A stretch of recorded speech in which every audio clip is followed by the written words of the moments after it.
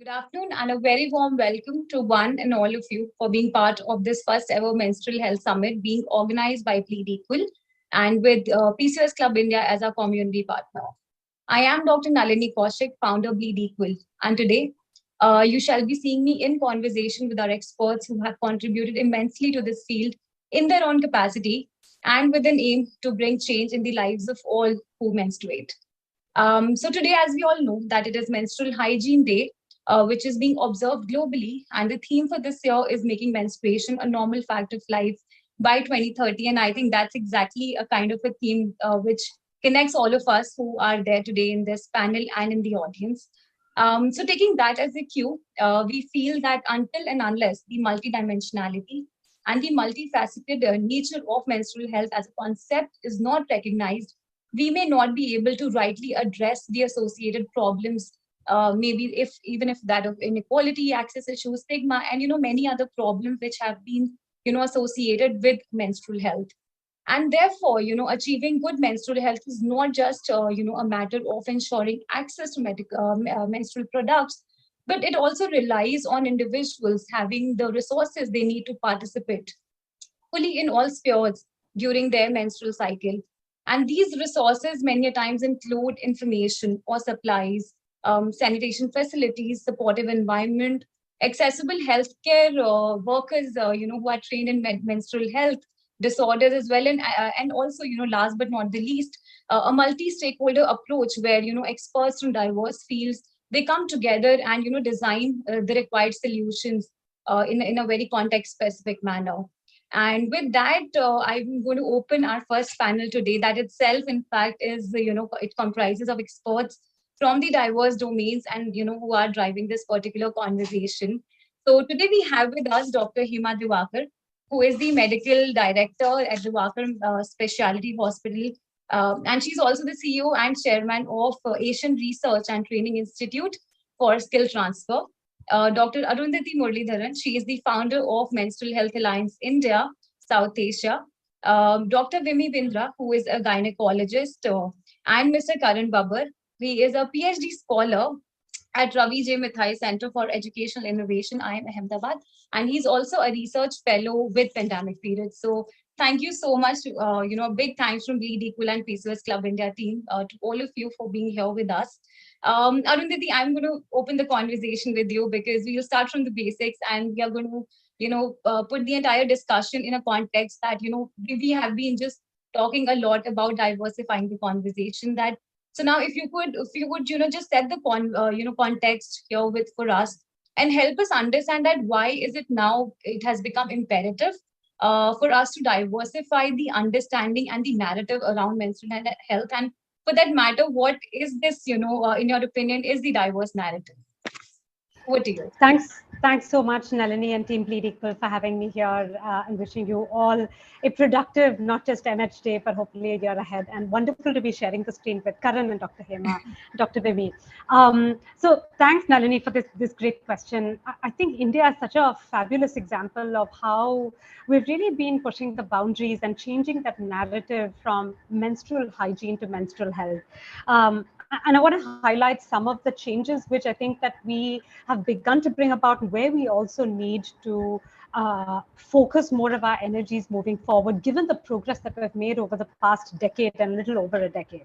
So I want to begin with the most essential. One is we need to shift the narrative from hygiene to health.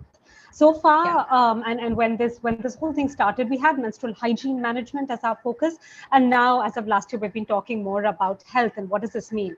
So health is not just diseases or infections that are related to the menstrual cycle or to reproductive organs, but also health as a sense of well-being.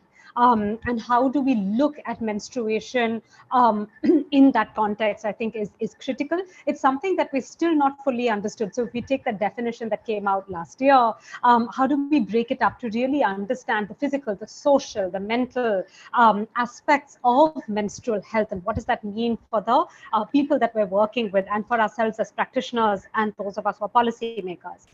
Second is, I think that we need to be shifting the narrative as we shift from hygiene to health, from days of bleeding to the menstrual cycle. And this is something Correct. that really strikes me. Whenever I speak to a young girl or even a woman of my age in my 40s, people don't know about the menstrual cycle. They don't understand how this is impacting their lives, their energy levels, their productivity, and so many other factors, including disorders, which I'm sure both Dr. Hema and Dr. Vimy will touch upon. So that's the second shift. The third, and perhaps very important for the Indian context, we need to shift from the focus on sanitary pads to informed choice. Right.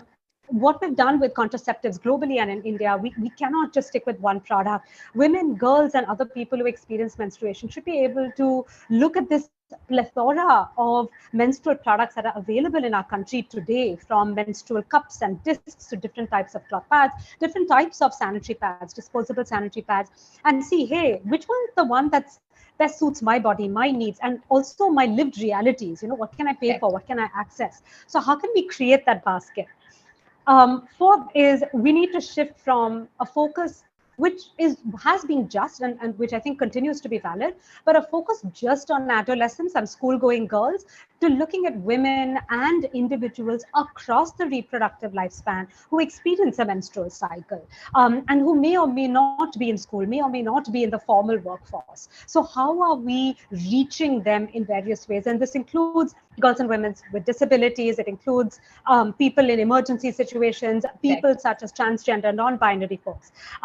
Then I think that we need to also shift from um, from what do we know about menstrual hygiene to understanding we've got a lot of interventions at the country. So how can we move towards what works, where does it work, and how can we then scale up? So I think that we need to see a shift in the narrative that way. We also need to shift towards more sharing, more cross learning, as well as how we can take collaborative action, especially when we're looking at policy change and collating the tremendous knowledge that exists in the field, and what people like Karan are actively at, looking at research, collating research, putting that evidence out there. So from uh, uh, collating both the academic research, but also voices from the field and bringing that evidence Correct. together. And last, Nalini, is what you had said. I think we want to shift. I really want the narrative to shift from sectoral action, action on WASH, action on health, action on adolescent health, to multi-sectoral action. And I understand that all of us don't play well together, and I'm not expecting that. But I think that we do have strengths in our relevant fields, in our relevant sector, whether government, non-government, private sector. So what can we learn from each other? How can we draw upon those strengths to really bring about comprehensive programming, comprehensive policy on this particular issue? I'll end here. Thanks, Nalini. Thank you so much, Arundhati. And I think I couldn't agree more because if it was about setting the context right, you're absolutely, I think you just nailed it because be it about the since I mean for very long we have been talking about adolescent health and hygiene when it comes to menstruation. It is not wrong. It was in fact it was really needed at a point when those conversations started, but after the success that we have achieved, we also see, and I think COVID was a watershed moment for us to also understand that now we have done enough, but there's we need to really step up in terms of our solutions. And I think you have talked about the health implications, the products diversity, or the population coverage policy, multi-sectoral approach. I think that is exactly the kind of diversity we need to bring in when we are talking about solutions, and again, like I say, that let's not call it menstruation, let's start calling it menstrual health first of all. The moment we start getting the nomenclature right, I think that's where we are going to shift, what the kind of shift we are intending to bring. Karan, Arundhati has, very well helped us to understand the context here. I know that, you are working a little bit more with, I think diverse populations are also, your focus area, and you're doing, the on ground data collation. So I think over to you, if you can just, add on and help us understand the diversity of menstrual health further from here. Thank you, Nalini and the Equal and Teachers India for firstly inviting me to talk about this very Pleasure. important and much needed topic. And thank you, Dr. Arundhati, for like really nice contributions. I feel you have, set the context in such a nice line that I really have anything to talk about. So I'll add two of my cents, what I really think are equally important. So I work a lot on menstruation, and There are a lot of people, who have come and told me that how a guy can work around menstruation. And generally, I have been told a lot of times that I'm mansplaining. So I understand, this particular context that comes along. But I feel when we talk about diversity, we also need to bring men and boys in the conversation around menstruation, because this is something that impacts everyone and doesn't only impact women or the ones who go through menstruation. So it's very important to bring in the voices of men and boys and probably make them aware why is it important. Once they understand why it's important, we'll be able to bring the menstrual health in the major discourse where we generally don't see it nowadays. Another very important point that Dr. Arundhati also pointed out was that I want to start with a small statement and then I'll dwell into it. So not all women menstruate and not all individuals that menstruate are women. We also Correct. need to understand that, it's not only limited to women or it is not only limited to girls. We also need to, bring in the conversation around trans and non-binary into the menstrual hygiene discourse. So for example, in India, if you see Census 2011 data, it says that 5 lakh people or zero point 0.5 million people identify as not being male or female or not being in the tangential of binary. So Yeah. we also need to understand that not everyone who is classifying as male or female would also be, classifying into that binary only. There could be a few people who come from transgender community, but due to the shame and stigma associated with it, they are not able to, directly call themselves as transgender. So when to start with, we are not, even able to call ourselves our own gender. Just try and imagine how difficult it would be for them to talk about their menstrual health experiences. So this is such a shame and taboo topic, specifically to talk about trans and non-binary menstruators. And it's very important that we bring that conversation to the forefront.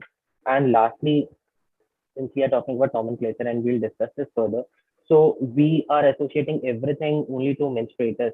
And I feel menstruator reduces them to their, bodily functions. Yeah. So we at pandemic periods are also advocating to, move from typically calling it a menstruators to individuals who menstruate. So firstly, we are not associating it only to the bodily functions. Yeah. Secondly, we are able to encompass everyone, for example, girls, women, trans, non-binary, and everyone who menstruates. So with this, I would like to end this conversation and I would pass on the ground. Thank you so much, Karan, for adding your points, because these are the things that in the mainstream discourse, we have really shied away from not talking about these things. And because as people, maybe people representing the policy domain or the medical domain, when we don't talk about it, we are really not empowering the ones who really need this sort of support, and they would want to come out and talk about it, right? So I'm really glad that you have pointed on those aspects, and I think in the due course of time, I would want to circle back to you and come back to that point again. And thank you for starting by saying that not all women menstruate are women, and that I think it's we have been hearing that statement so often now, but then I think now is the time to get into the action mode on and sort of doing something about that. And we have two doctors here with us, who are again working in their own individual expertise and from their perspective, like Dr. Arundhati said, that we may not be having the same skill set, but that's actually a good thing, because we all have an intention to come and work in this space, but then we are bringing our own individual expertise here. So now we have two doctors here in their own capacity supporting menstruators and doing as much as they can. So Dr. Hema, I'm going to start with you, that now since when the diversification is the diversification of narrative is being considered, there are two aspects. One is the provider side of which in menstrual health, and then there's a patient side, and both sides have their own gaps, and both sides have their own sort of issues to deal with. So now so how can we sort of design healthcare systems so that they treat menstruation not as in fact they treat menstruation as a sign of health and well-being, and a key indicator of the population health for that matter, that how can we even help patients or the ones who are seeking help to come and formally express their problems, because now it is not just a question of women who menstruate. It is a question of people who are who identify themselves as some different gender, or people who are specially able. And even if we talk about women, more often than not they do not feel it very comfortable coming and talk about. So how do we sort of bring those design changes in our health systems, and your inputs on this? Thank you so much. Thank you, Nalini. I think this has been a great start by Arundhati and Karan. And when you said you involve the men, I'm so thankful that Karan is in one of the panelists. So that's a good start as well.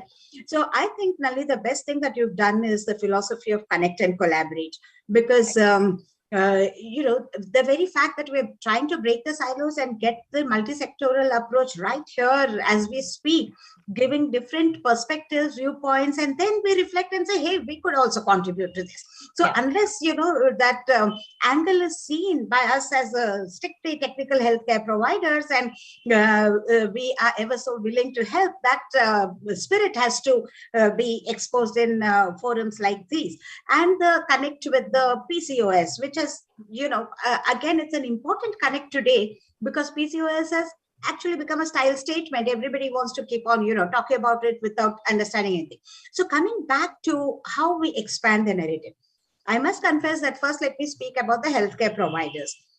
Until very recently, before we got on to talking to people and, cross connecting, and the COVID enhancing it even far further, most likely, and even today with 40,000 gynecologists on roll in our organization, I can quite say with confidence that most of them are looking at it only as a issue that the women may have, and therefore they have come to them and they have to fix it, and that's it. Even the FIGO, our international organization, has often been telling us at least start looking at as two sides of the coin, the menstruation and the anemia. Because both are so interlinked. Even that connect is not coming very often to the routine practitioners, because Anemia Mukta Bharat seems to be going on its own track in a different silo. And this menstruation, and when the people are actually, the girls and women with the problems are not approaching, or when they approach, we are not tackling that problem as well in a holistic manner, you can very, very well see a very glaring disconnect, even with the two medical issues not being thought about. Leave so much that never do we ask a woman, what is she using for her menstrual hygiene? Whether she's using a pad, she's using a cloth, she's using a menstrual. Now the conversation around menstrual cup is coming, because many mothers are worried that, hey, my daughter is found out from the web, and she, is seeing the social media, and she's got onto the use of menstrual cups. This is okay, doctor, is it not? And she's telling the mother to use it as well, having the advantage. So it's going in the much needed direction from the younger generation to the older. So we don't even bother to focus on what really we should be telling them, because one word from us will go a long way in their resolve to do better for their own menstrual health. When we say menstrual health, expand it to menstrual health care, because everything around it needs to be. And therefore, though you say that we should not focus only on the adolescents, that is the most low-hanging fruit. Because of the digital space, because of anonymity, because of confidentiality, because of the social media that they so rampantly use, I often say you reap as you sow. So you sow the correct kind of thoughts into their minds and the generation next. And believe me, 10 years back, when we used to do the health and hygiene programs in the schools, first of all, they were very concerned about what are we going to tell these children. And secondly, they never used to allow the boys to come into that. Even today, many schools are there that they don't want to address the boys and girls together. So we battled a lot, even in the, like a stigma and the taboo. That is also, now it is slowly receding, but it is very much there. So shying away, and actually when they come to us, are we losing the opportunity to do more than what we can? That is a key question that we need to ask. And somehow the prioritization seems to be that reproduction and the childbearing, whether it is PCOS or menstruation. If she's having some issue with the menstruation, will it impact my childbearing? The thought process and the mindset and the attitudes, even in the medical sphere within itself, we have to broaden the narrative. And then you look at the other angles of it, like the social angle and SDG goals, when they say tie up the education, tie up the poverty, hunger, sanitation, this, that, and the other. Everything is to be so integrated, because it is so interconnected. And bringing such groups together, each one using the skill and the strength to address one clog in the wheel, I think we will be going a long way and involve the next generation, because they are bolder, they are definitely smarter, they want to ask many things, and let's respond to them instead of just pushing it under the carpet. And the capacity building more needed for the healthcare professionals, how to address these, some awkward questions that they may ask. This is the base, because this is the large mass of millions. On top of it, you layer the child disabled and the challenged, and then on top of it, the LGBT community, because to us, the last segment rarely comes, whereas the segment of mentally challenged, that is something that many of the doctors are very superfluously addressing that issue. They are losing that opportunity to do better than what they can do now. So these are some of the issues. We know where the gaps lie, and the gap between knowing and doing is a huge one as of today, and we need to make every effort to plug it and get into action, and also study the impact. The reason being, our perspectives are depending on our own socio-cultural context. Unless you just gather and audit the data and learn the lessons, you will not be able to fit into their shoes and see what their problems are. Even the running water and hand hygiene, etc., those issues which you can never even imagine. So there is a lot happening, and I think we have come several steps forward, and so happy that Arundhati also spoke with a positive note that a lot has been done, which is true, and there is a lot more waiting to be done, and all of us are here to do it. And bleed equal. Men and women are equal, but they're different. So that is the key, to the foundation of all our thinkings. And I think together we can make a substantial progress and impact. Thank you, Melanie, again for raising this very important issue, not only on this day, but I know that you've been relentlessly working on it before and ever after. Yes. The pleasure, coming that from you, ma'am. Thank you so much, and for all the support that you've been giving. And also you've raised some very important points, because you talked from the medical side, but I think it has such a huge bearing on the policy front, because you talked about menstrual health anemia, menopause, endometriosis, PCOS. If you look at even the national health policy, and Arundhati, please correct me if I'm wrong, I think while there's no mention of all of these things, how we have addressed menstruation is more like maternal and child health. And till the time, we are not talking about, I think it's just, a very misconstrued identity that, a woman can only be identified if she's, in the reproductive phase, or etc. And I think that's such a key or a huge gap over there. And I think that's where the question of intersectionality comes into being, because if we are talking about all of us, people who come from a very diverse background with diverse skill set, and we are bringing different kind of solutions from our perspective, that is the intersectionality we would expect, which needs to be reflected in the policy which guides the health systems of our country, first of all. And menstruation, like we say that, it is just not women. So it is these policies which are guiding us. They really need to, first of all, address and give us the structure on which we can, build upon our work. And I think this is one question that I'm going to raise to all of you in a bit. But first, we're going to hear Dr. Vimi. Ma'am, thank you so much for patiently waiting. And I think if you could just add on to Dr. Hema, because I know that, again, you are working, so deeply, in the work, in the space of endometriosis, and guiding so many people, around their menstrual health, and all the work that you've been doing, and, really supporting, the patient side, of the work as well. How do you think, we can tie everything that you are doing also, into the mainstream work, and how it can get its adequate representation from the perspective that at the end of the day, it is menstrual health, and it has an implication on the overall health of anyone and everyone who you are supporting through your work? Thank you so much, Dr. Nalini. First of all, having me here in this esteemed panel. And very nice points from Dr. Arundhati and Mr. Karan, and Dr. Hema is always awesome. She's a senior ma'am. We call her ma'am, actually. So today, we see the problem is this narrative has to be changed. As Dr. Hema said, 40,000 gynecologists, and she's very sure that 20,000 gynecologists still have a tunnel vision, and they look at only the problem which the women says. Or sometimes they say a few things or normalize the symptoms And that has a huge impact on the psychosocial well-being of the women. Normalizing the symptoms, like telling a patient painful period is normal, can have a huge impact on her development and growth. A teenage girl coming to me, and if I tell her your pain is normal, so what she thinks? She thinks that my peers are managing it so well, I am incapable of doing it. So she starts doubting herself, and she starts undermining herself. Her self-confidence comes down. So this is what is happening. As you said, I'm dealing with painful periods. Yes, we deal with endometriosis. Almost 90% of our practice is endometriosis only.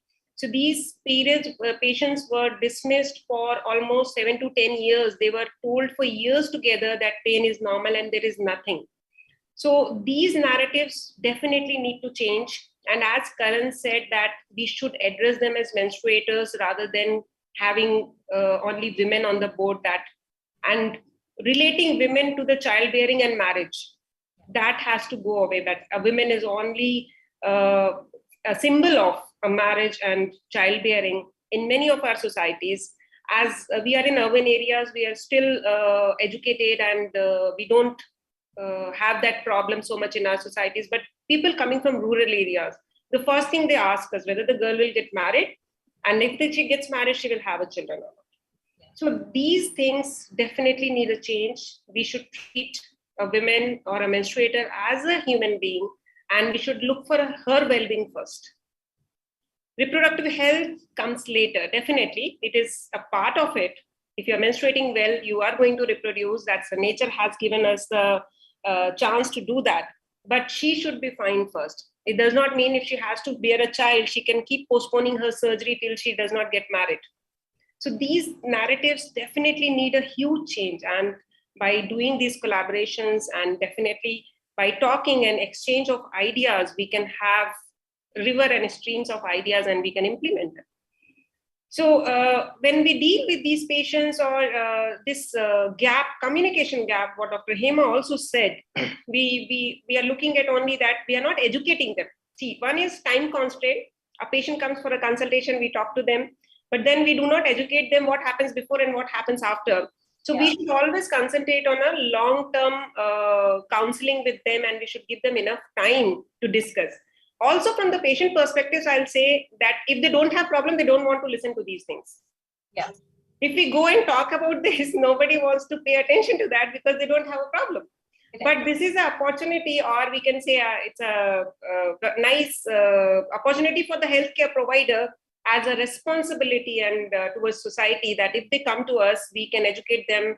We can educate that what they should do with their daughters, and when they get their periods, what are they doing? Like, patient comes to us, we can talk about their siblings, and then how you educate them. We can just have that discussion if time permits. So these things, if we incorporate in our practice, we can go a long way. But definitely this is not enough.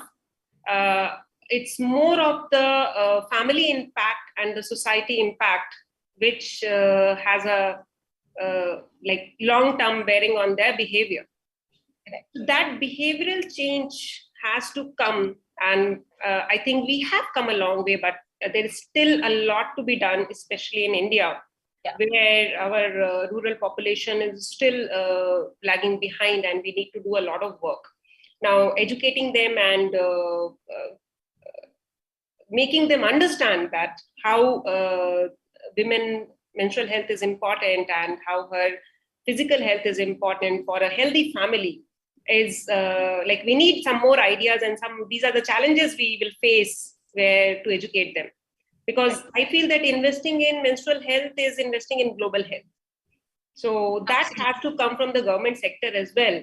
If they can also contribute towards this and little more awareness on this, then definitely we can bring out the change.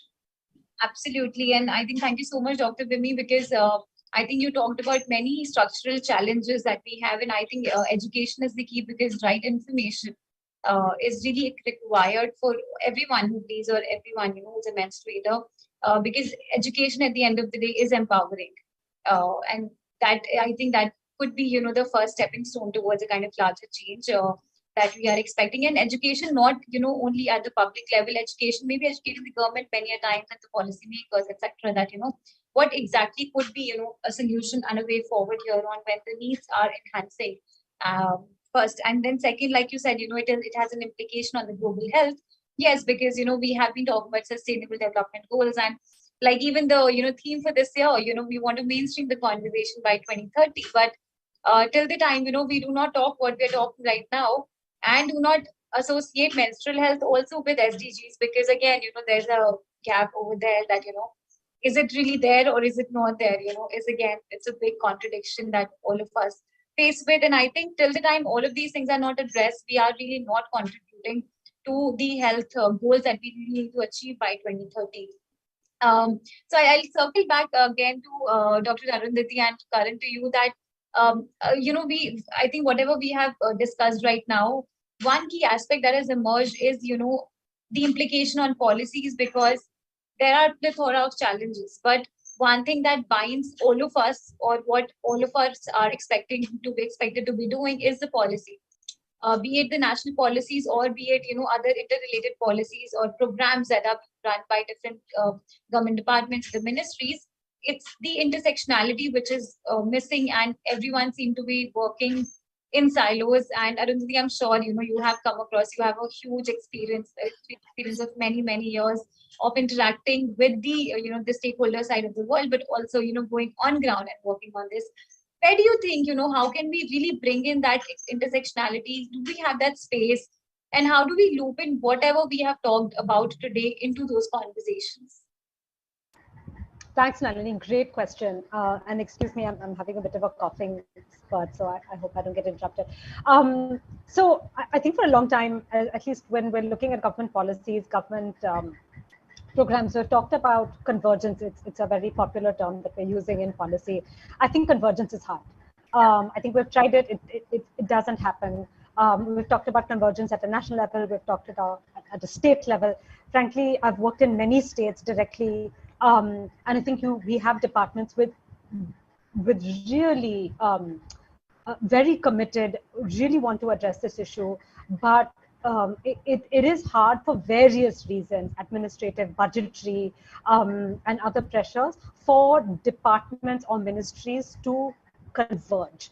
However, I think there's a way around this. One is we can look at it in terms of, and we actually have this in the national guidelines and several state guidelines, is what's the role of each ministry/department that's looking at a particular sector, and what is that contribution of that sector to menstrual health. So if you look at water, sanitation and hygiene that I've had the privilege of working with, or health that I've also had the privilege of working with, they can come at this in particular ways. You cannot expect WASH to do menstrual health in its entirety. It is way beyond their capacity, but they have excellent, or they have very critical and important contributions in ensuring infrastructure, access to that infrastructure for people who menstruate in different circumstances, in different settings as well, both institutional, household, and work sites, etc.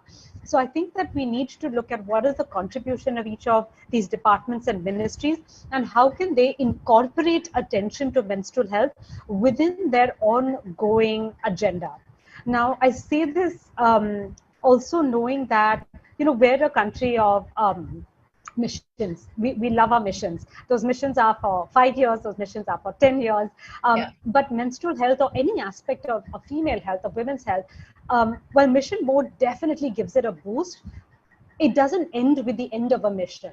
And I think that incorporating it or menstrual health as a part of ongoing initiatives is a more sustained way of continuing action, continuing budgetary allocations, continuing capacity building of different types of government functionaries to address this. Where I do see a tremendous opportunity for convergence is at the district level. Now, in all my work with district administration, I see that you have a Zilla Parishad CEO, you have a district collector, you have a district magistrate, and they're holding things together, right? They're holding all the departments together. They're the boss. And they are the ones who can actually bring about convergence at a district level, at a block level. And then you have the panchayats, as well as not just the panchayats, but you have a number of committees now that exist at a village level, whether it's your village health nutrition sanitation committee or your village water sanitation committee, or you have a women's committee, Mahila Sabhas, etc. Now they can play a role in also kind of catalyzing more convergent action on the ground in urban or in rural areas. So this is mostly in rural, but in urban areas you have like ward officials, elected representatives. They can play a fantastic role in catalyzing this convergent action.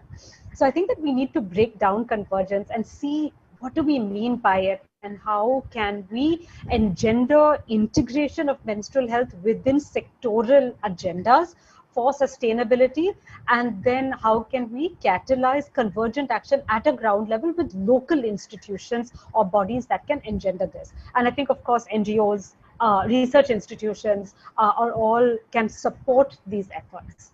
Thanks, ma'am. Thank you so much, Arundhati and Karan. I look you into the same point that Arundhati has made. What is happening? She's talked about the entire decentralized structure that we have and how policies are being maneuvered on that front. But again, a question of intersectionality to you, that how do we sort of do that? And in case you feel that it's missing, I mean, of course, I want to hear from you that whether what's your views on that. And secondly, again, if we are talking, in a decentralized manner, going to the community. Again, WASH, it talks about adolescent women, adolescent girls and women, all of those things. The question of diversity is again missing there. Right. Your policies are also missing those languages. So what's your take on that? Well, before going to policies, I just want to talk about how we as a society are, trying to come with a few things. So we call it feminine or women hygiene products. We don't call it period products. So when you say that, you are bringing in the gender dysphoria, you are completely eliminating trans and non-binary individuals who menstruate. So that's a very poor point, and firstly, we need to move ahead from that. Next, there has been a lot of feminization of menstruation in the scientific and academic literature, and I'm not saying that's wrong. But then you also need to bring in the narrative of trans and non-binary. We don't have data on that. What kind of policies are you going to make when we talk about the data on these important issues? We sadly don't have anything, and we barely know anything about them. And right now, so let's say even if we want to go and let's say we want to meet a few trans and non-binary individuals who menstruate. I mean, if I want to talk to women, I can go and I can talk to anyone. I mean, I have multiple options. But for trans and non-binary, I really need to think if I know someone or not. So we need to create a broader socio-cultural environment where anyone can come and talk about it, which we are completely missing right now. So I feel this is the first thing that we need to do. And Dr. Hema and Dr. Vime have very nicely, put across the points around the conversation with the doctors. But there is a scientific literature which says that, if trans and non-binary individuals have a lot of menstrual pain, they don't go to doctors. They completely, miss going to doctors because they don't want to be misgendered. They don't want to be mistreated. And there are, multiple synonyms that I can go and use about it. But sadly, the doctors do not understand the needs of what trans and non-binary individuals are. And when we talk about the doctors, you don't go directly to the doctor, but you go via the hospital staff. Do they need or do they understand these things? Is there a gender sensitization module around that? I don't think so. We have that, and that is completely missing, which needs to bring into the picture. So when we say that, see, we need to train doctors, we also need to train the hospital administration and staff who need to understand that trans and non-binary individuals also exist. They have their own specific needs, and they need to understand that. Moving forward in the broader context, the toilets that are being used by trans male are generally men toilets, which may not be adequate enough to to menstruate properly. They don't have disposable facilities. They might not have the sufficient infrastructure that is required to safely complete the menstrual needs. Hence, there is a very specific need that we need to have gender neutral toilets. So, for instance, I was having this discussion last week with someone, and my random question was, "Do you know any gender neutral toilets or gender neutral washrooms?" And the answer was no. And I come from Delhi. I stayed in Ahmedabad, and I've traveled a lot. I've never seen gender neutral washrooms. So now, since we recognize transgenders, so recognizing transgenders, we also need to recognize their rights. And access to good sanitation and wash facilities is one very important right. But are we able to deliver that? I don't think so. We have done anything on those lines. So that is also something that we need to bring in. And there are two more points that I want to make that Dr. Arundhati has already touched. So one, we need to enable the socio-cultural environment by bringing in men and boys in the conversation around menstruation. I mean, I understand that it's a very important point, and I'm just emphasizing on it again and again, because when we talk about menstrual health, we don't get enough funding, we don't get enough support, even in sexual and reproductive health. That is something what is completely missing. Even last year, UNFPA, and even, this year during the WHO summit, I mean, there was no mention of menstrual health, and it is completely alienating from sexual and reproductive health. So it's not a separate thing, and it's a part of it. And I guess once we start, bringing in these conversations with boys and men, they'll start understanding how important the system is. And I hope so that we'll be able to showcase menstrual health in the major disclosed things. And like again, Dr. Arundhati pointed out, we really need to move away from, using sanitary pads. It's not that using sanitary pads is wrong, but we also need to, give the agency to the girls.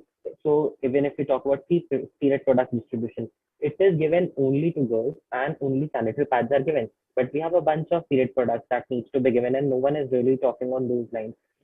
So I feel we should educate girls and women and everyone who menstruates about different period products, and then tell them, the environmental hazards that it might have, and then give them the agency to choose whichever product they want to use. It's their choice.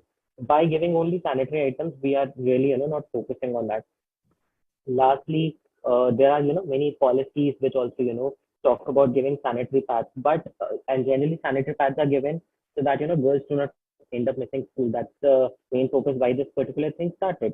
But the pads which are given are of very poor, reliability. So for example, if you see Asmita scheme in Maharashtra, it completely failed in the starting because the absorbent capacity was so low. It was around 20-25 mm that girls were using pads, 6 pads within the same day only, and it completely failed after that. So for the next 4 days, they had to go back to the usual alternative.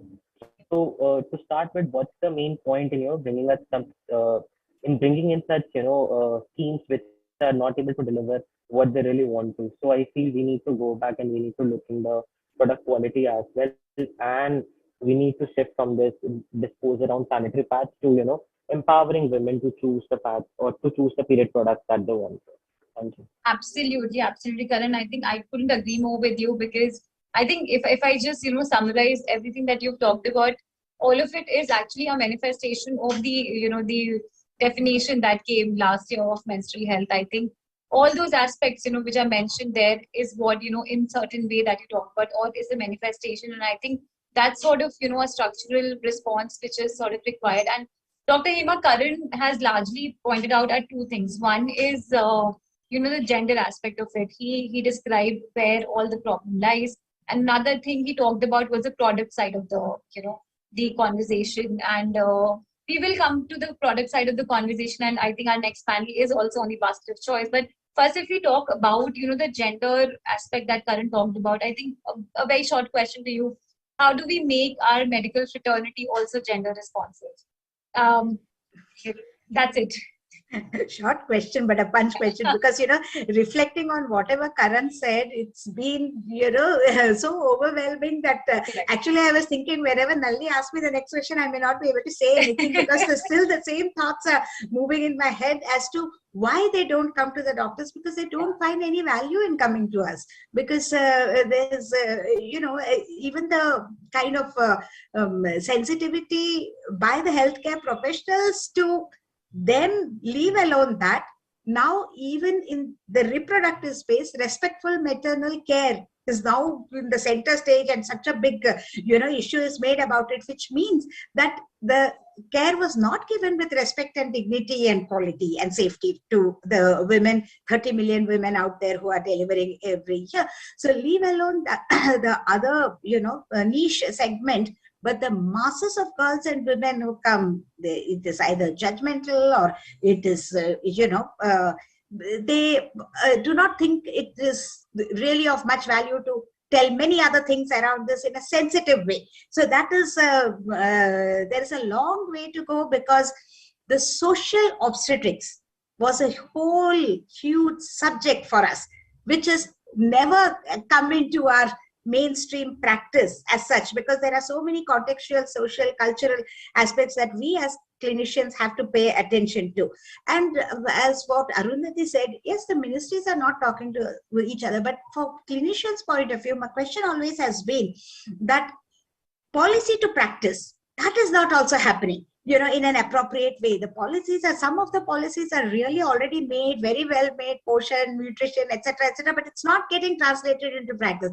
The gaps with policy, implementation research, learning lessons, and actually sensitizing the whole large bandwidth of healthcare providers, not necessarily the specialists, but all the way through.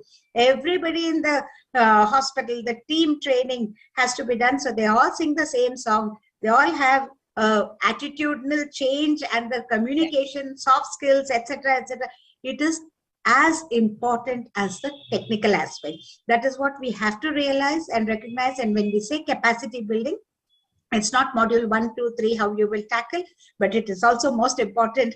First module should be about all of these sensitive issues, inclusive of the gender divide and gender sensitivity, and how helpless she feels and she doesn't know where to go and what to do. And even when she comes to doctors, they can sometimes be very judgmental and very, she'll not feel like coming back again. So that is, so even with the constraint of time, I think everybody can and should pay attention to these soft skills and soft points. That is, emerging very, very clearly from this conversation. And that's a very strong point that we will take home to our professional organizations and see to it that we bring it mainstream to drive this forward.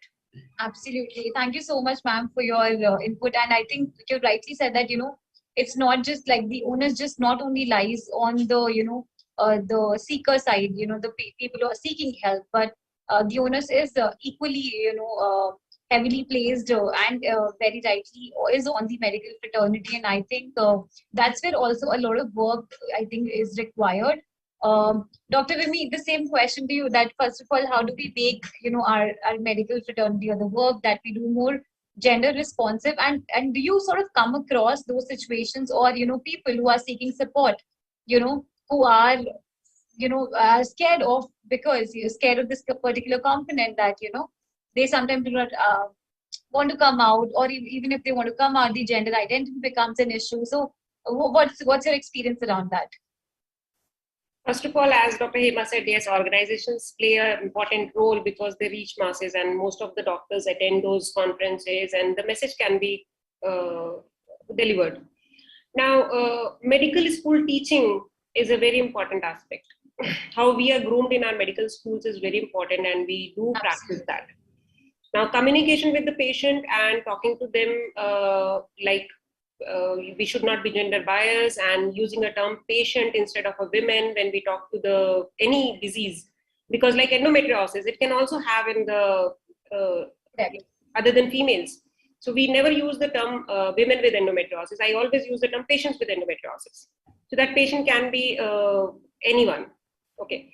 So many patients have approached to us that is our clinic gender neutral. So we do that, and we make sure that we don't use the word women when we talk to the patient when these sensitive issues come. Now, this has to be taught in the medical schools, how they should talk to their patients. As Mr. Karan said, that the published literature says women. So now they should use the word patients with endometriosis rather than or the population suffering from this disease is a better term than using a term women with PCOS or women with endometriosis or any disorder if you talk about. So that medical school teaching has to be there. Even for endometriosis, there is a lot of gap in the medical school teaching and the type of treatment we do.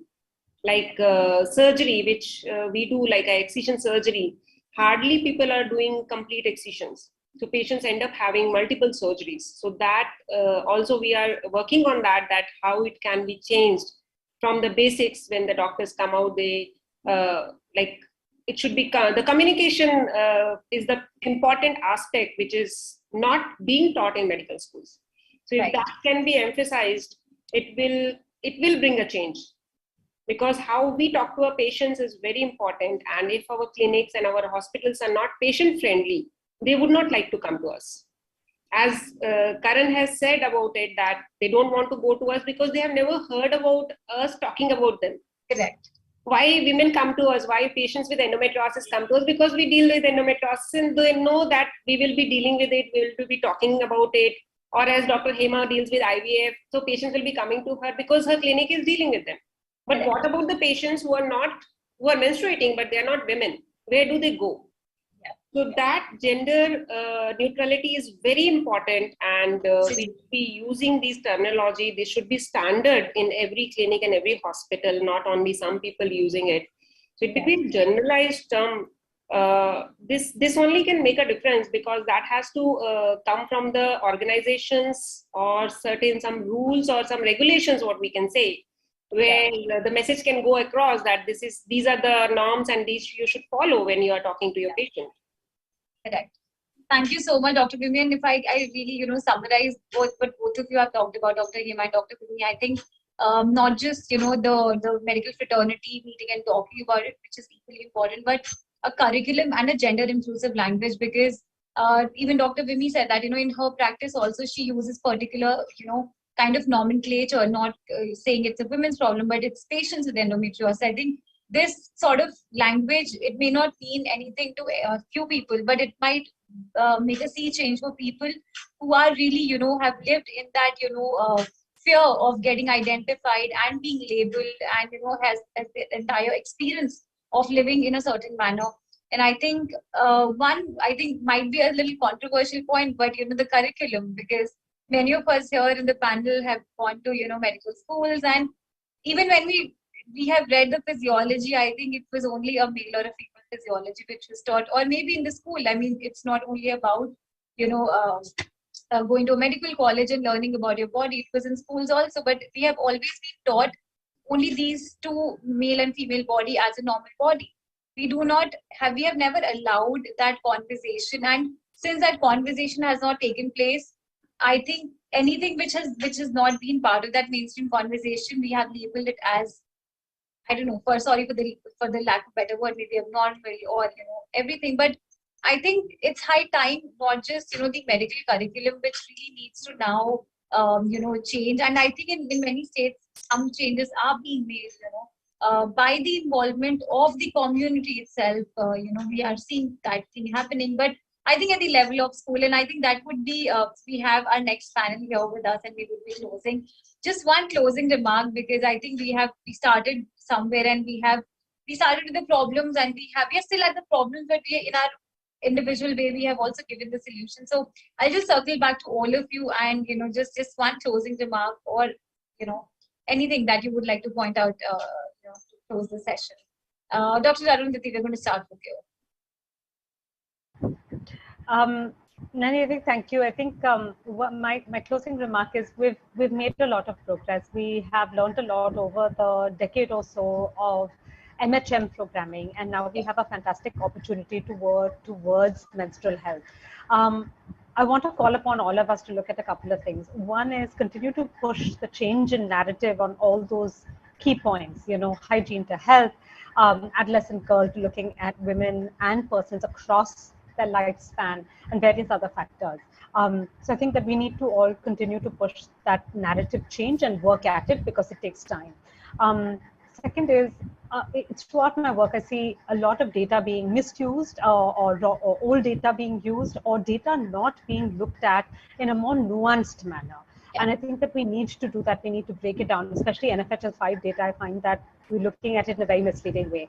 But how can we understand and break the data, but also how do we interpret it to support this narrative change that we're all looking at?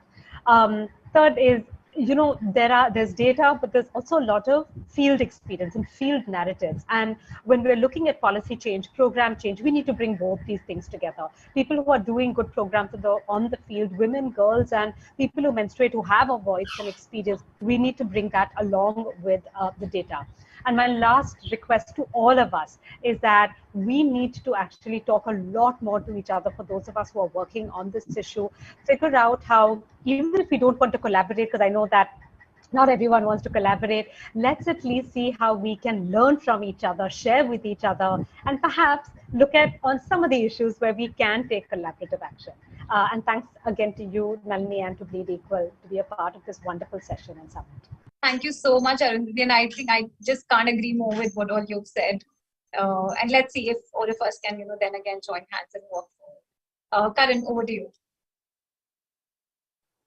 I guess Arundhati has mentioned everything. I don't have anything to say. I know. So I'll summarize her things in one point.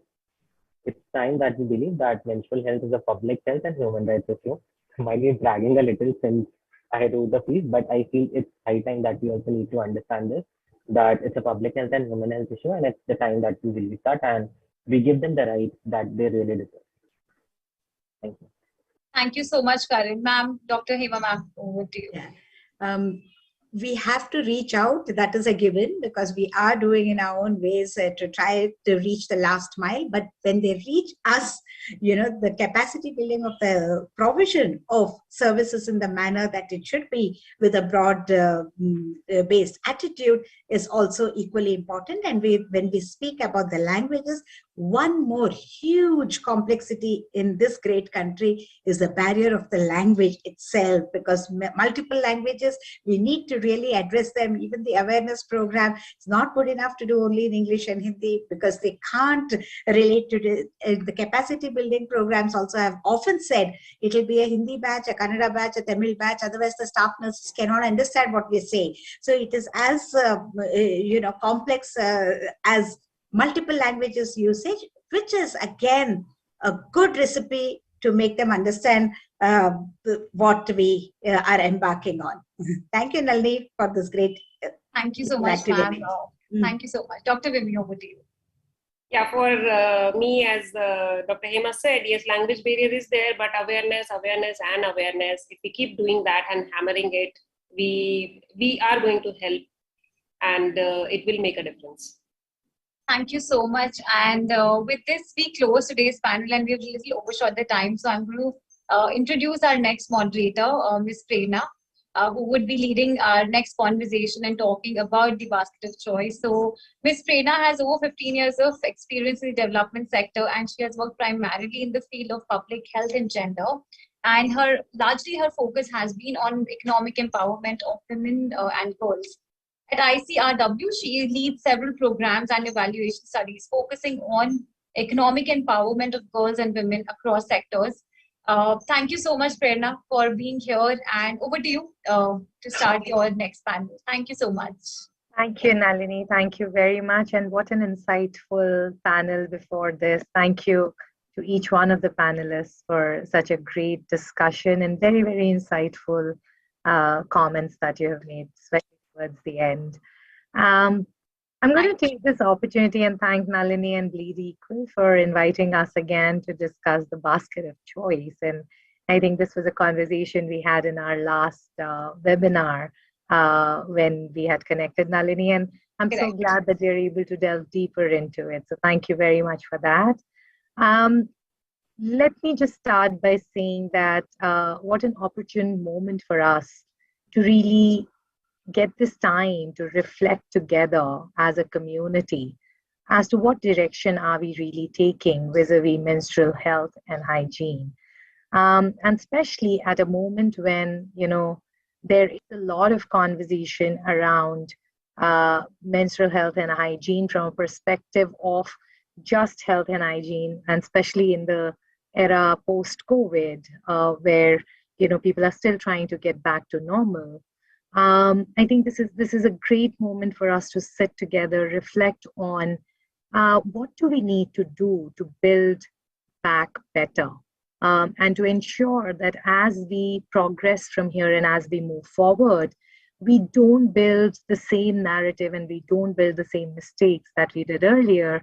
Rather, we use this moment and opportunity to move ahead in the way we think, in the narrative that we build, and the expansion of choices and rights of women and girls and everyone who menstruates. Thank you for this opportunity, and I'm going to invite all the panelists whom I have the pleasure of introducing. Today I have with me Ms. Mona Lisa Padhi. Mona Lisa is the program head of Women Wellness Initiative at Barefoot College International. In her role, Mona Lisa works on delivering healthcare interventions directed at disrupting the intergenerational cycle of poor health in rural girls and women. Mona Lisa and her team develop an interactive curriculum on various women's health topics, including menstrual and reproductive health and nutrition that transcends the barriers of literacy. She is also a Gender Lab Fellow at Swedish Institute and is an alumnus of Aspen New Voices and Fellowship and a Senior Fellow at the Atlantic Institute. Dr. Pari holds a doctoral degree in medical science from University of South Australia. Welcome, Mona Lisa. Lovely connecting with you again. Thanks, Prerna. My next panelist is Karan. Karan Babbar, as you all know, is a PhD scholar at Ravi J. Mathai Center for Educational Innovation at IIM Ahmedabad and a research fellow at Pandemic Periods. He works on the intersection of education and health and focusing on gender. His research interests include menstrual health and hygiene, LGBTQI issues, domestic violence, women's empowerment, gender and health, and sanitation.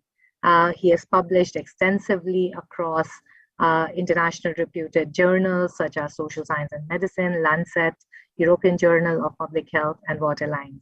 Welcome, Karan. Lovely to connect with you again. Thank you, Prerna. Really nice to connect with you again. Thank you. I also have today on the panel an entrepreneur, Mr. Karthik Jory, and Karthik joined Noble Hygiene as the Vice President Marketing and Commerce in 2014.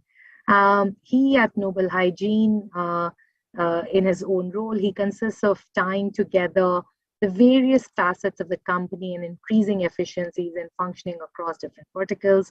He spearheads the marketing and advertising activities along with overseeing new product development and human resources to help the company achieve its yearly goals.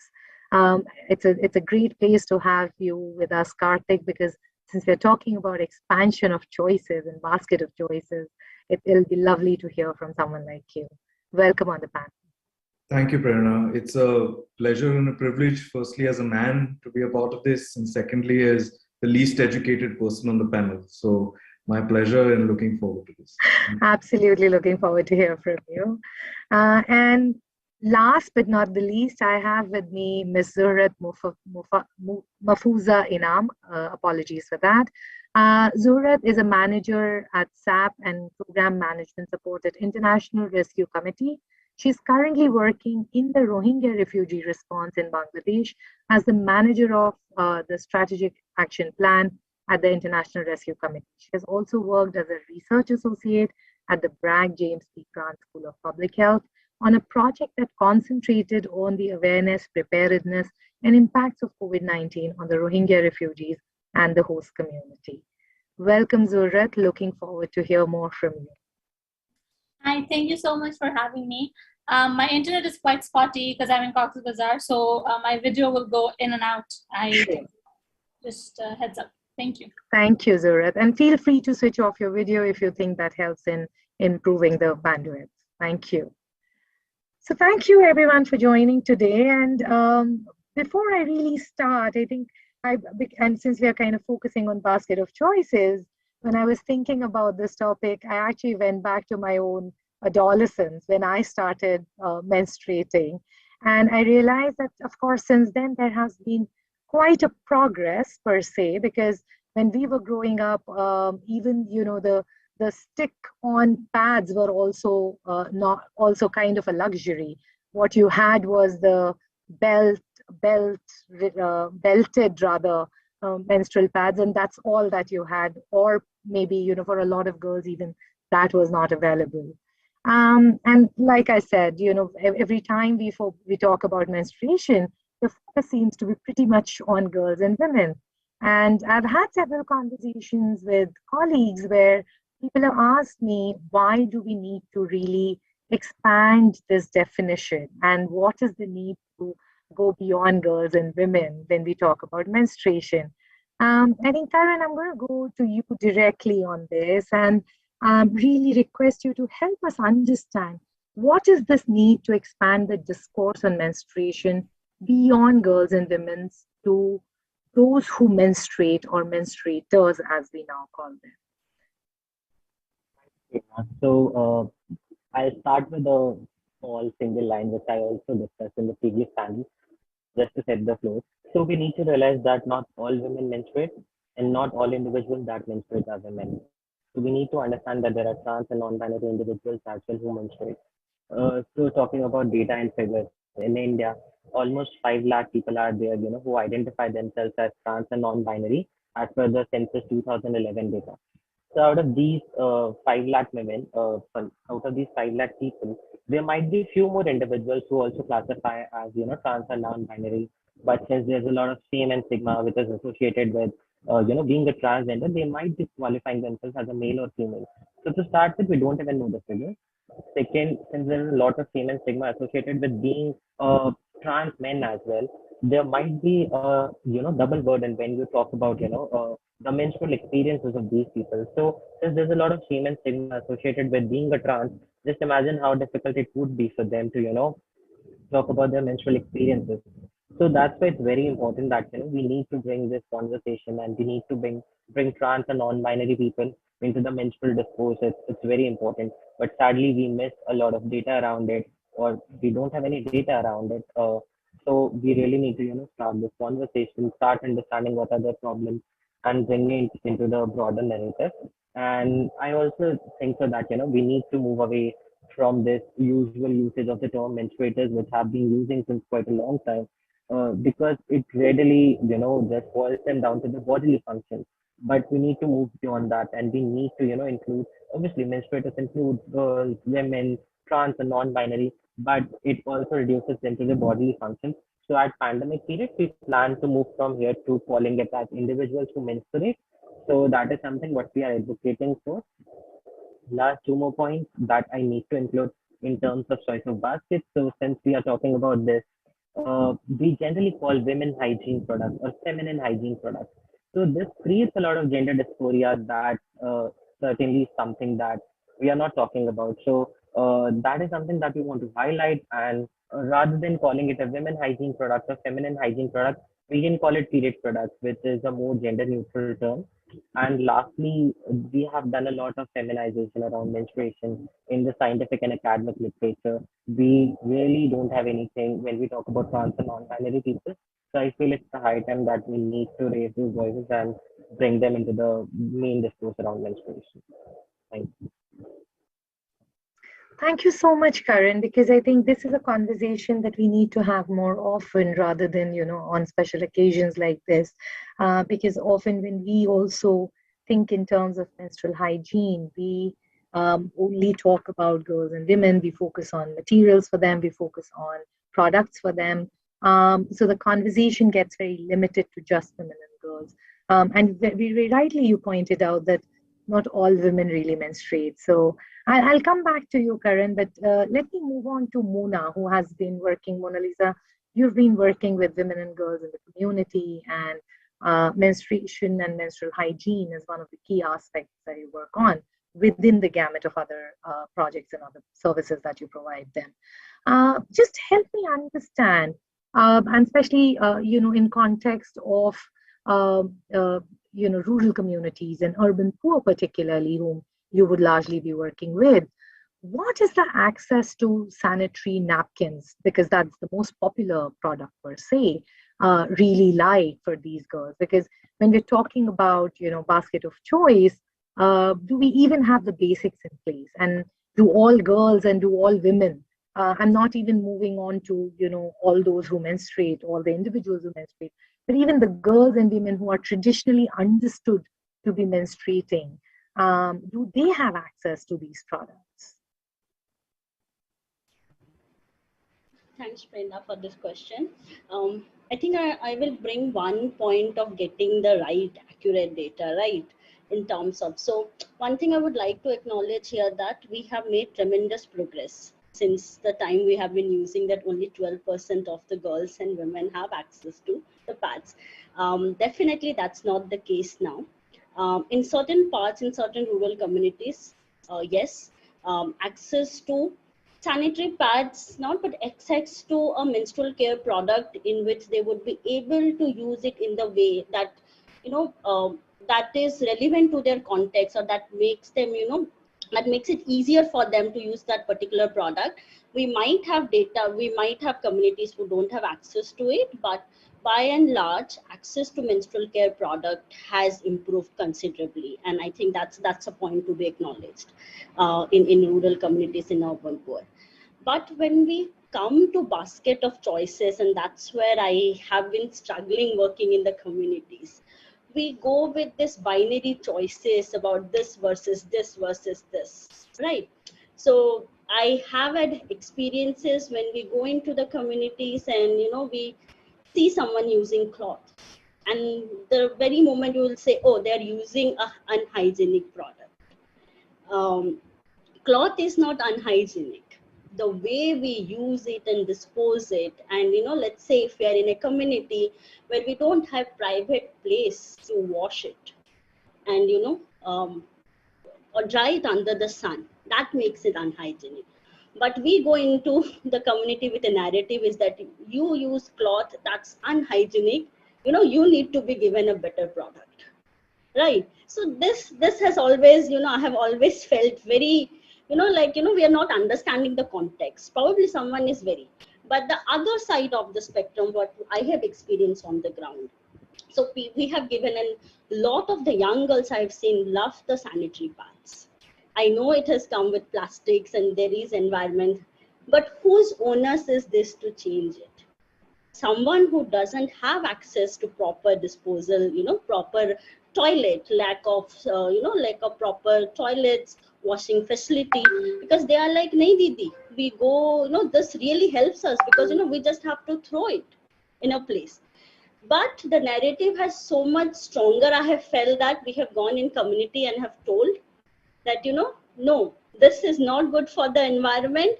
You need to change the way.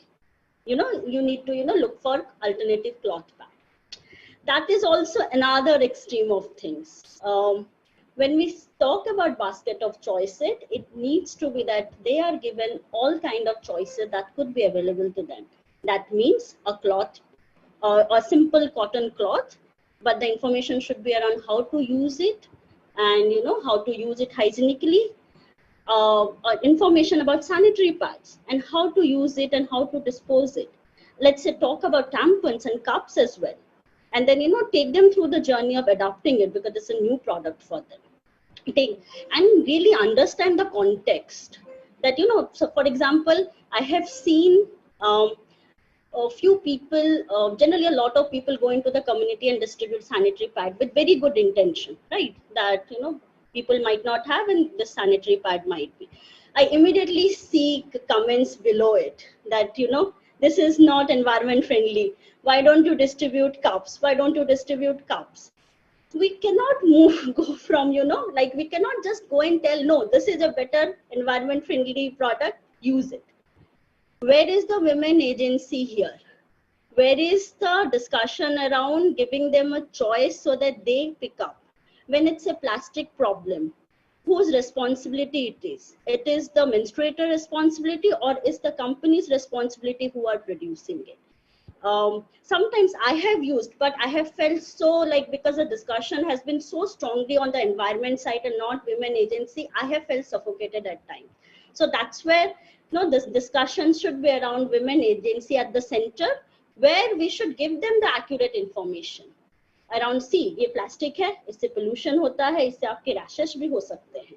But if somebody doesn't have a place to wash and dry, like cloth, give them sanitary pad because it solves a lot of problem. Many girls in our community can go can go to school because sanitary pad is there. And I remember this funny incident. There is one rural woman who told us कि दीदी आप लोग decide कर लो, पहले आप बोलते हो कपड़ा अच्छा नहीं था, हमने पैड यूज कर लिया, अब आ जाते हैं लोग बोलते हैं पैड अच्छा नहीं है, कपड़ा यूज करो, आप लोग बाहर से आते हो, आप लोग डिसाइड कर लो क्या अच्छा है क्या बुरा, फिर हमें बताना. And that was such a powerful statement for me, that that giving women that agency, we are just taking it away. And that's where my thing about giving them that entire knowledge and let them decide what works for them.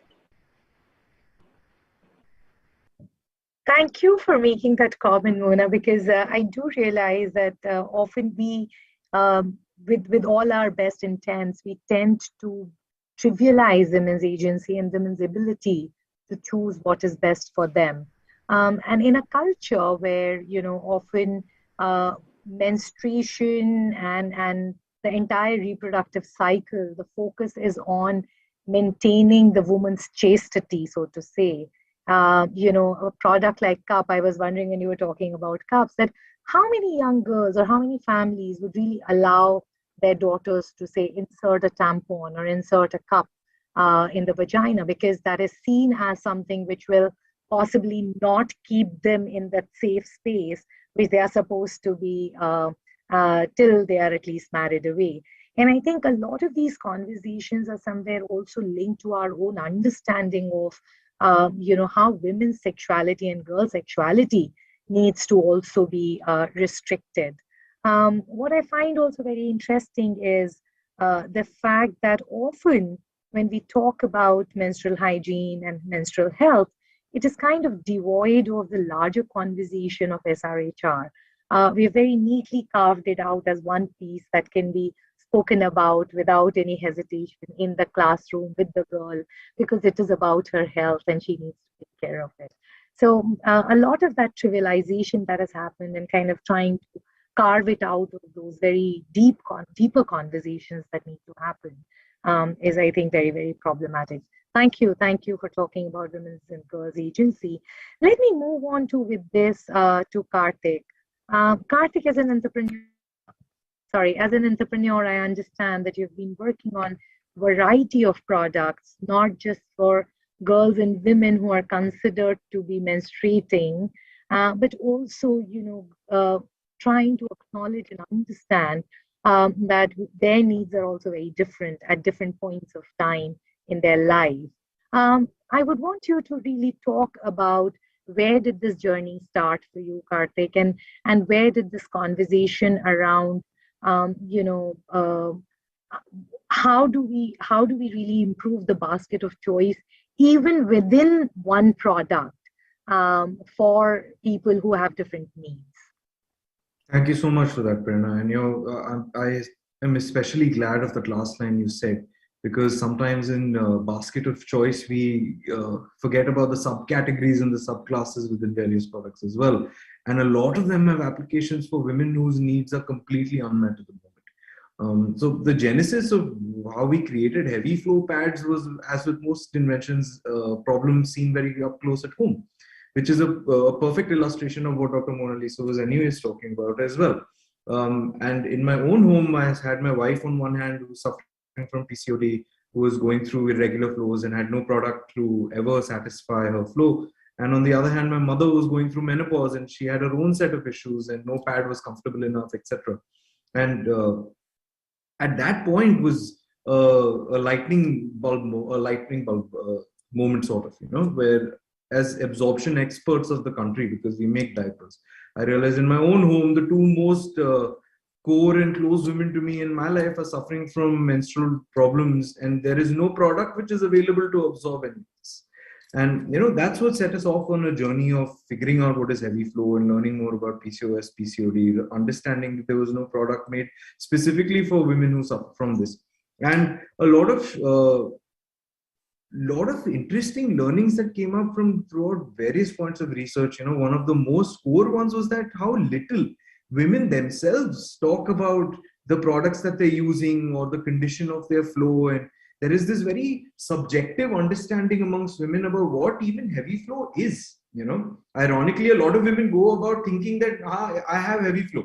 But if you look at it from a quantified lens, that you can actually put it on a spectrum and say that no, you're actually well within an average range. And the other side of this coin is that a lot of women who suffer from heavy flow, because there is no quantified discussion of this, are always stuck in this societal trap of shame and guilt, saying, how can I complain? And this is so normal. A lot of women in research came up and said, flow to jitna hota hai, sabka utna hi hota hai. That's what it is. So I think there are numerous opportunities that exist if we wish to educate all kinds of women.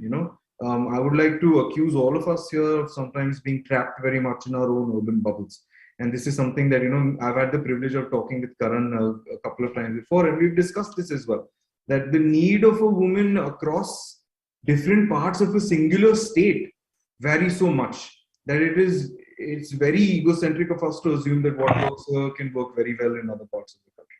So that's where at least our journey started off with. And throughout, the more and more as we go about it, we realize how each menstruator, as again Karan rightly pointed out, has their own unique set of problems, no longer limited to gender or flow or anything of the sort. And I personally, and of course Noble Hygiene as well, firmly stands for the basket of choice mentality, because we realize that the vast variety of products that are available now for menstruators, at the very least, what we could do is have a unshameful eye on all of this, saying whatever works for whoever should be allowed and should be normal, and not shy away from the ground realities of what the usage of all these products connote. As Dr. Mona Lisa again rightly pointed out, that we don't know how many urban, affluent, educated parents would be comfortable with their daughters using tampons or menstrual cups at home. We again in research come across educated women who said that they're completely uncomfortable using a cup because insertion is a huge issue. So should we then start beating every other woman on the head saying please be more ecologically sensitive and please start using cups? Let a woman at least be content with her biological reality, and let us as a society first support her as a step one. When an overwhelming majority of the country has access to menstrual products freely, comfortably, when they're educated without society shame and stigma, I think then is when we can have the entire conversation on the ecology, and what can we do to reduce our carbon footprint. So, which personally, again, I think is a long ways away. So I hope I was able to answer your question in some light. I'm more than happy to expound on it. Thank you, Karthik. Thank you for making that comment that as a first step, all women need to have access to various products and then have the right to choose based on what they feel comfortable with and what works best for them. Unfortunately, we are far, while, Mona also said that, of course, access has improved, but we are kind of far away still from the dream of every woman and girl and every individual who menstruates having access to the basket of products based and the choice that they can make. I think it becomes all the more complicated, and I'm going to invite Zuhrat here because she works in a conflict zone in a population where we don't even know what is the access to basic services like water.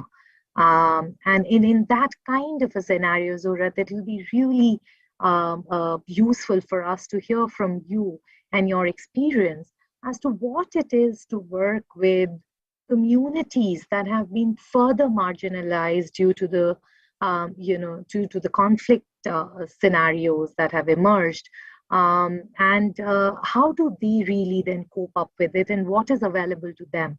What are the products that are accessible to them? And is that even a worry in the first place? Because when you're still kind of dealing with the basics, what really matters to these women and girls and people who menstruate? Hi, thank you for the last question about is it even a worry? Because as everyone was speaking about basket of choices and women's agency to choose, I was thinking about women and girls in refugee camps and IDP camps across the world, but because I work in the Rohingya crisis here, about whether or not it is a point of concern about what they are going to use to manage their menstruation. And the first thing that comes to my mind when I think about a basket of choices in the Rohingya refugee camps is more than the choice to what they're going to use. It is how are they going to even deal with the 1 week or 10 days of menstruation and disposal of whatever they use to manage their menstruation, because it is a very congested environment. Households and wash facilities are all very close to each other.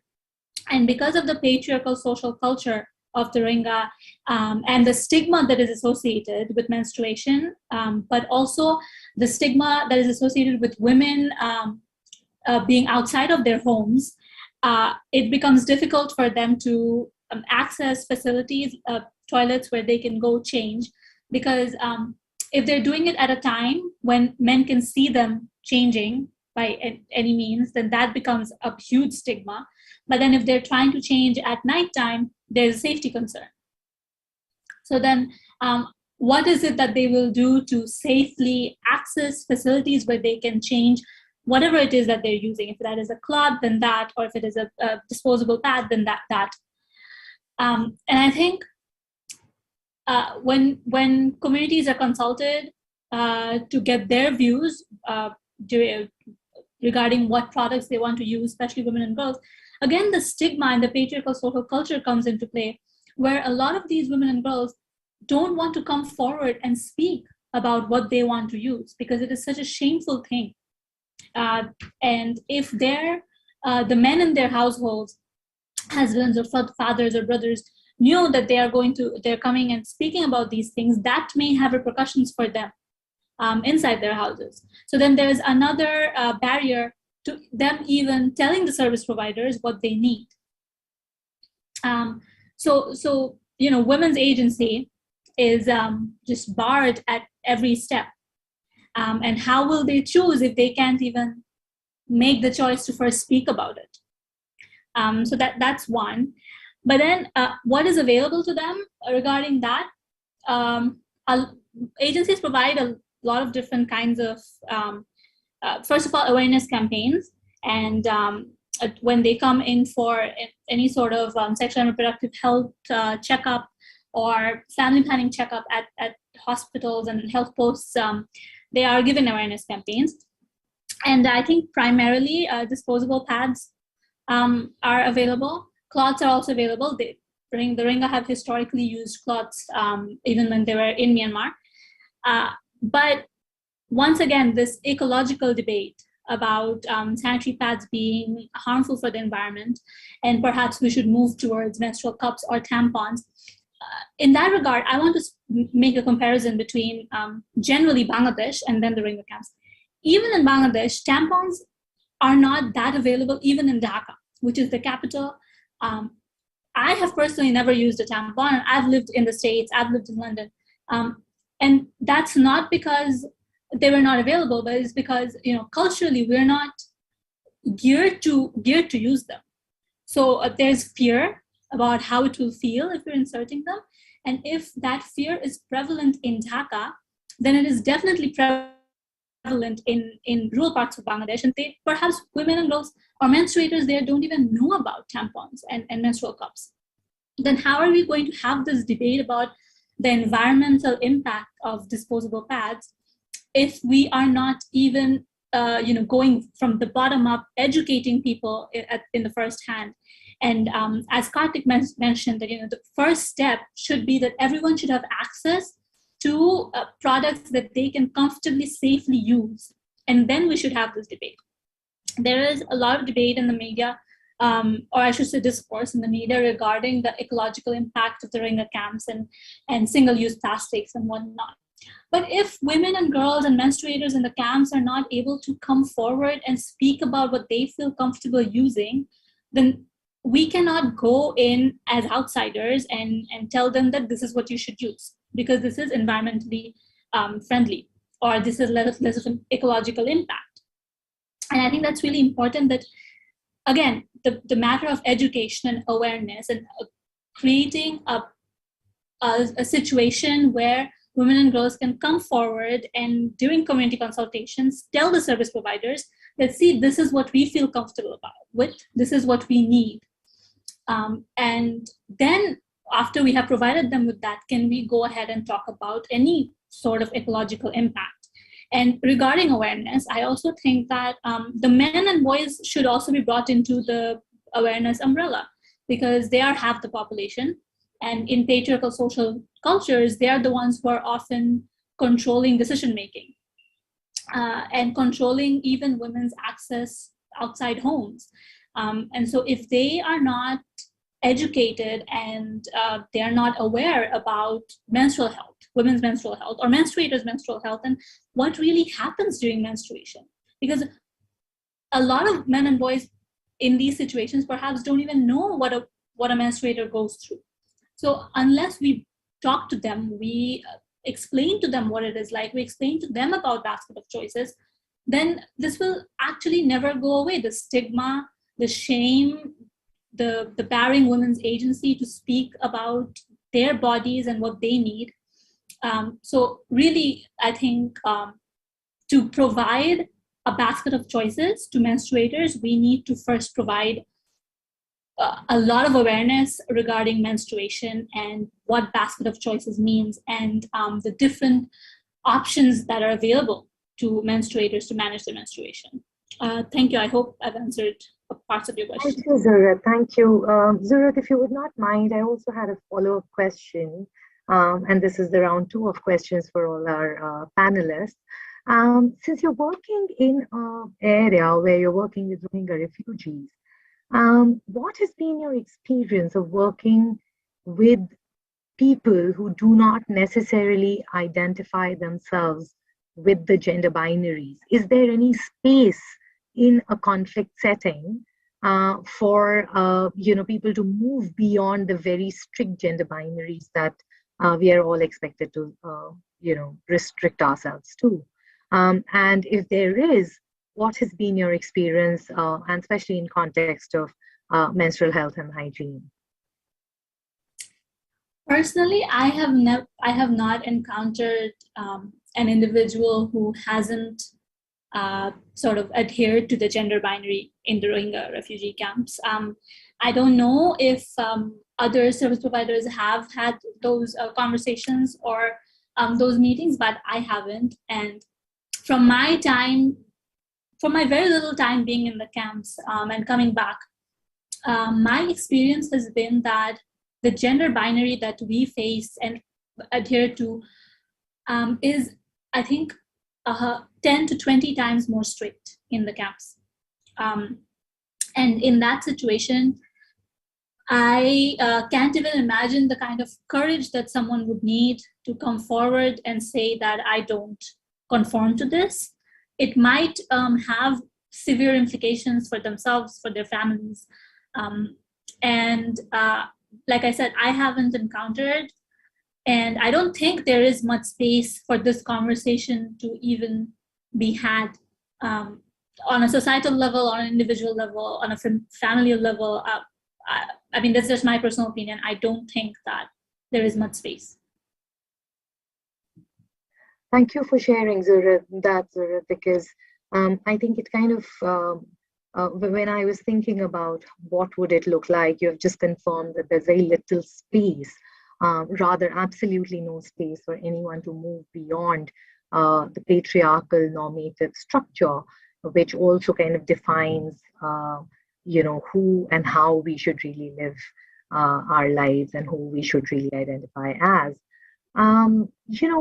This also kind of leads me to the point that Karan, you had made initially, and you have spoken about feminization of literature, feminization of products, feminization of the entire discourse around menstrual health and hygiene. What would you really see as the first step to break this discourse and kind of move beyond just focusing on girls and women? Right. Thanks for the question. I guess it's a very important question, but to go there, firstly, we need to realize that there's an LGBTQ population that exists. Do we realize that? Do we know that there's a good population who belongs to trans and non-binary individuals? So first, I guess we need to start realizing that, there's a population that exists. Once we are able to realize that, we can start working on these lines.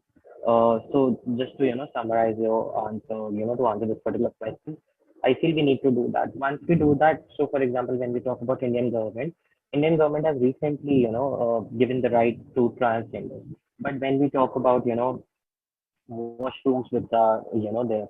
So for example, when I talk about a trans male, what do they end up using? They might end up using a male washroom. So does a male washroom has all the things or all the necessary things that one may need to menstruate? Maybe not.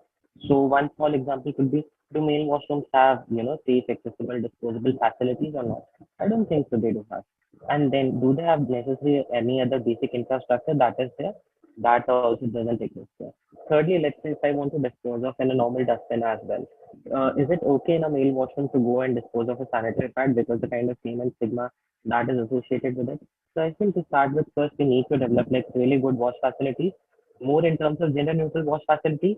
So at least it is safe for them to go and use those wash facilities, which is completely missing. I'm sure, Prerna, you are from Delhi and then, you have visited multiple places. Have you ever seen a gender neutral public washroom? I haven't seen it or I haven't encountered it. And I guess that's the case with most of us. So that is one conversation that we really need to, start bringing in. Next, we talk about free period products, and it is generally available to adolescent girls who go to school.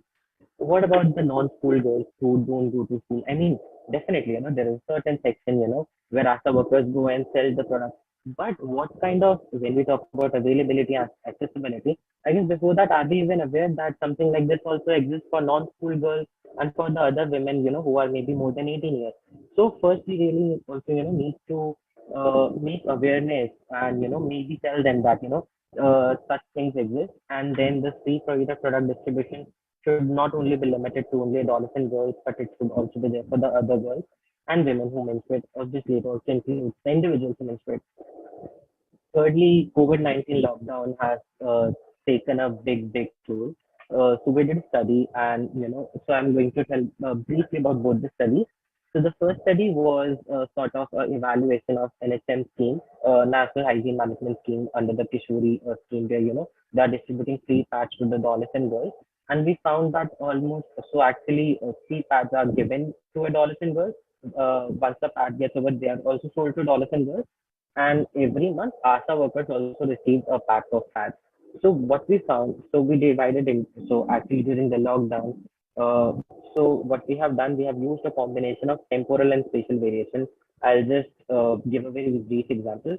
So lockdown was temporary. So we have seen before and during the lockdown. And by spatial, I mean India was completely divided into three different zones. That is red, orange, and green zone. So what we are trying to see, what was the impact of lockdown on, let's say, red zone as compared to green zones, and in orange zones as compared to green zones before the, in comparison to before the lockdown. So that's what broadly we are trying to understand. And in the first study, we found that there was almost 50% decrease in the sanitary products distributed to adolescent girls, and even there was a huge decrease when we talk about sanitary products distributed to ASHA workers. For sanitary products sold to adolescent girls, there was no significant impact, and one of the major things could be there was no supply, and hence the numbers might not be decent enough to make a statistical conclusion on that. So this is for the first study. In the second study, what we had done, we have now seen the period product consumption using the CMI database. So again, we have used the same, technical thing that we have divided India into pre versus during the lockdown across these two different zones. And then on an average, what we first find out that average period product consumption was around 20 rupees on a total expenditure of around 8,750 rupees. So what we are trying to say is that almost 0.2% is the amount that a household is on an average spending on period products. And even in that price, we are able to see a reduction of almost 25% in the rural areas. And if we see at the overall India level, the decline was somewhere around 16%. The decline might not be like really high, but the larger point is when the amount of when the amount that is being spent on period products is way too low, even in that 0.2 percentage amount, what we are trying to show is there was a 25% decline in the rural areas or in the rural districts, which are primarily zones. So that was like a major finding, and I feel when we get into this emergency context and building from what Surat talked about, we really need to ensure that there is a very strong period product distribution in these schemes because this is when we need it the most.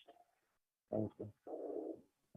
Thank you so much for sharing that, Karan. And I think it also kind of brings back to my memory the study that we did last year with women above 18. And we realized that one of the, or rather a few of the reasons for not using sanitary napkins has been that, it costs too much and it's not easily available. And then there are things like, it gets easily displaced or it is not a good absorbent. And we also realized, like you said, that during the COVID-19 pandemic, the reasons for non-use primarily were that they did not have money to buy The products were not available at the store even when they wanted to, or they could not even go to the store. And I think this brings back the entire conversation around, are we even able to articulate what our need is? Are we even able to really access it in a free manner? And are we able to then exercise our agency at every point of Right. time? I just want to add a small point Sure. here to what you just mentioned. I'm sorry, I just forget that. Please. So I also did a survey to understand the menstrual health during the COVID-19 lockdown. And one of the things that came out in that survey was that if I can speak in Hindi, so one of the women said, I went to a shopkeeper to buy a sanitary pad, and then he was like, "Madam, अभी तो lockdown चल रहा है, and अभी कुछ नहीं बन रहा, and ये तो आपकी जरूरत की चीज है." So that 68 rupee pad he was getting at 350 rupees. So there was tremendous black marketing of sanitary pads, which I mean, there is no anecdotal evidence about it, but Right. in my study, it came out quite clearly, and there were few Right. instances where this was talked about. So this Right. is something that, I mean, there are some media reports which talk about the black marketing, but it was never about the sanitary pads. But this was also one of the things that was being black marketed. Absolutely, absolutely. Thank you for sharing that, Karan. Karan, taking from your point about gender neutral products or free period products, I would go to Karthik. And Karthik, help me understand that, of course, while we are talking about improving the basket of choice for women in various uh, um, you know various points in their life cycle, and especially kind of quantifying what the flow should be like. Is there also emphasis on really bringing in products for users who may not identify themselves as women, and who may find it actually stigmatizing to go and buy feminine use products because that's what we call them in the general parlance? Understood. Let me be frank, please.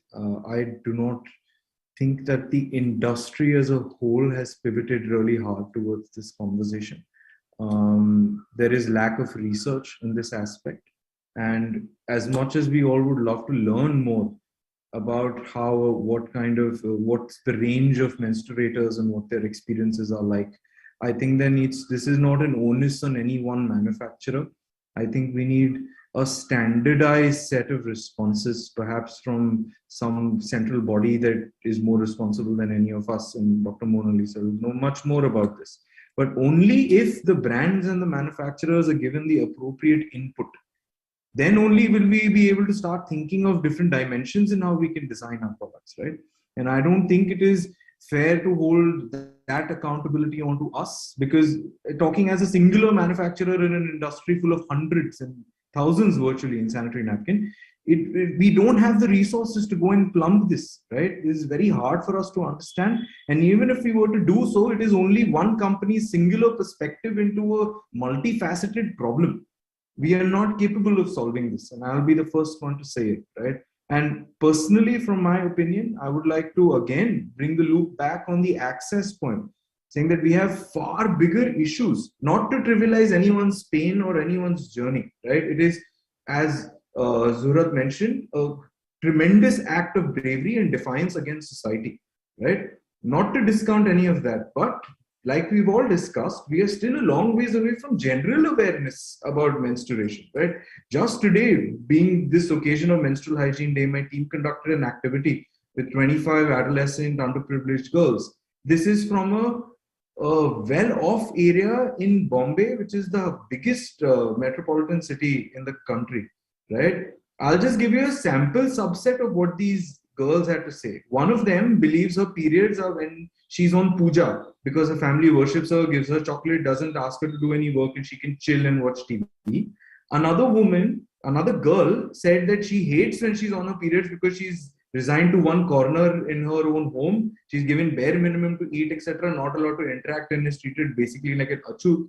And the third one said that, oh, my mom tried to explain it to me, but no practices have really changed, because in both situations they said, we can't fight with दादी about this. तो अभी जैसे है वैसे है, आपको भारी सोना है या आपको ये पैड यूज ये कपड़ा यूज करना है, whatever, right? So look at where we are. We are still in the financial capital of the country, where a lady who has access to fridge, AC, TV, and all the markers that we think lead to a more evolved and privileged person, all access to information, is going to school. Yet, these are the conversations we are having. So I would just like to end by saying that, again, we are very far removed from reality if we think that there are easy fixes to any of this. This will take a huge societal, concentrated push to achieve anything. Thank you for sharing that, Karthik. And you're right that the onus has to be, I think, on all sides, where we as researchers and we as people who work with individuals who menstruate are also able to provide that information. We are able to generate evidence on their needs. We are able to really inform the industry. And then industry also, because, often industry is driven by the profits, and primarily so. If they don't necessarily see this as a profit-making, agenda, then we are probably fighting a lost battle. So I think also because numbers matter quite a bit. So I would be worried on that front. Indeed. Having said that, though, let me not drop the ball for the industry completely and say that we all would be more than happy to create products which solve problems that exist, right? I don't think there are very many companies in the country that operate saying from day one, I'm going to be max level profitable. And we've seen extraction strategies on a large population don't work, especially in a market like India, which is extraordinarily price sensitive. And we are not in the business, sanitary napkins, absorbent hygiene generally is not really a high gross margin business.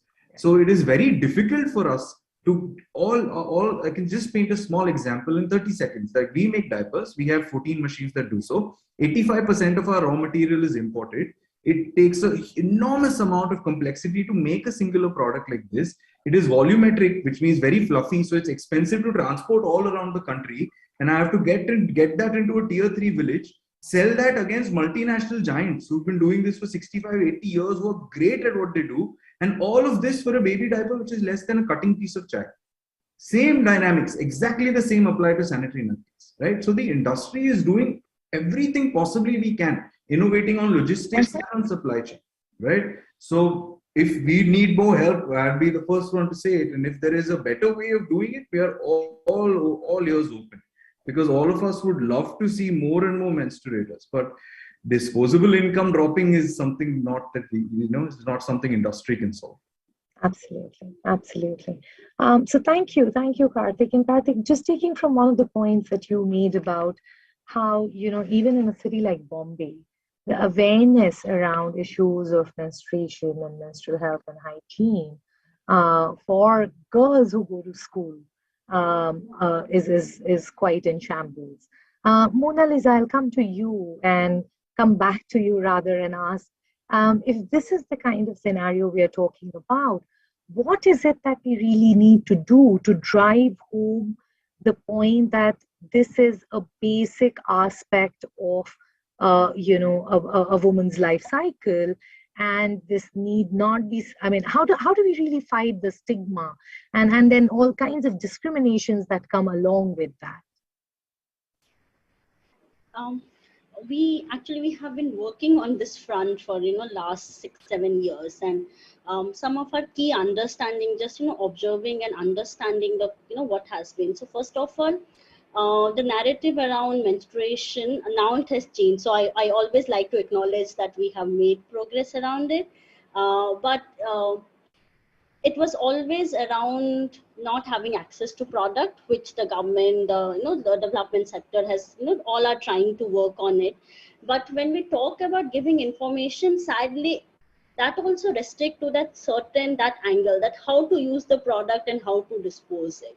So when we went to a lot of government school to, discuss, a lot of them told that, the muhim is called, chuppi tod.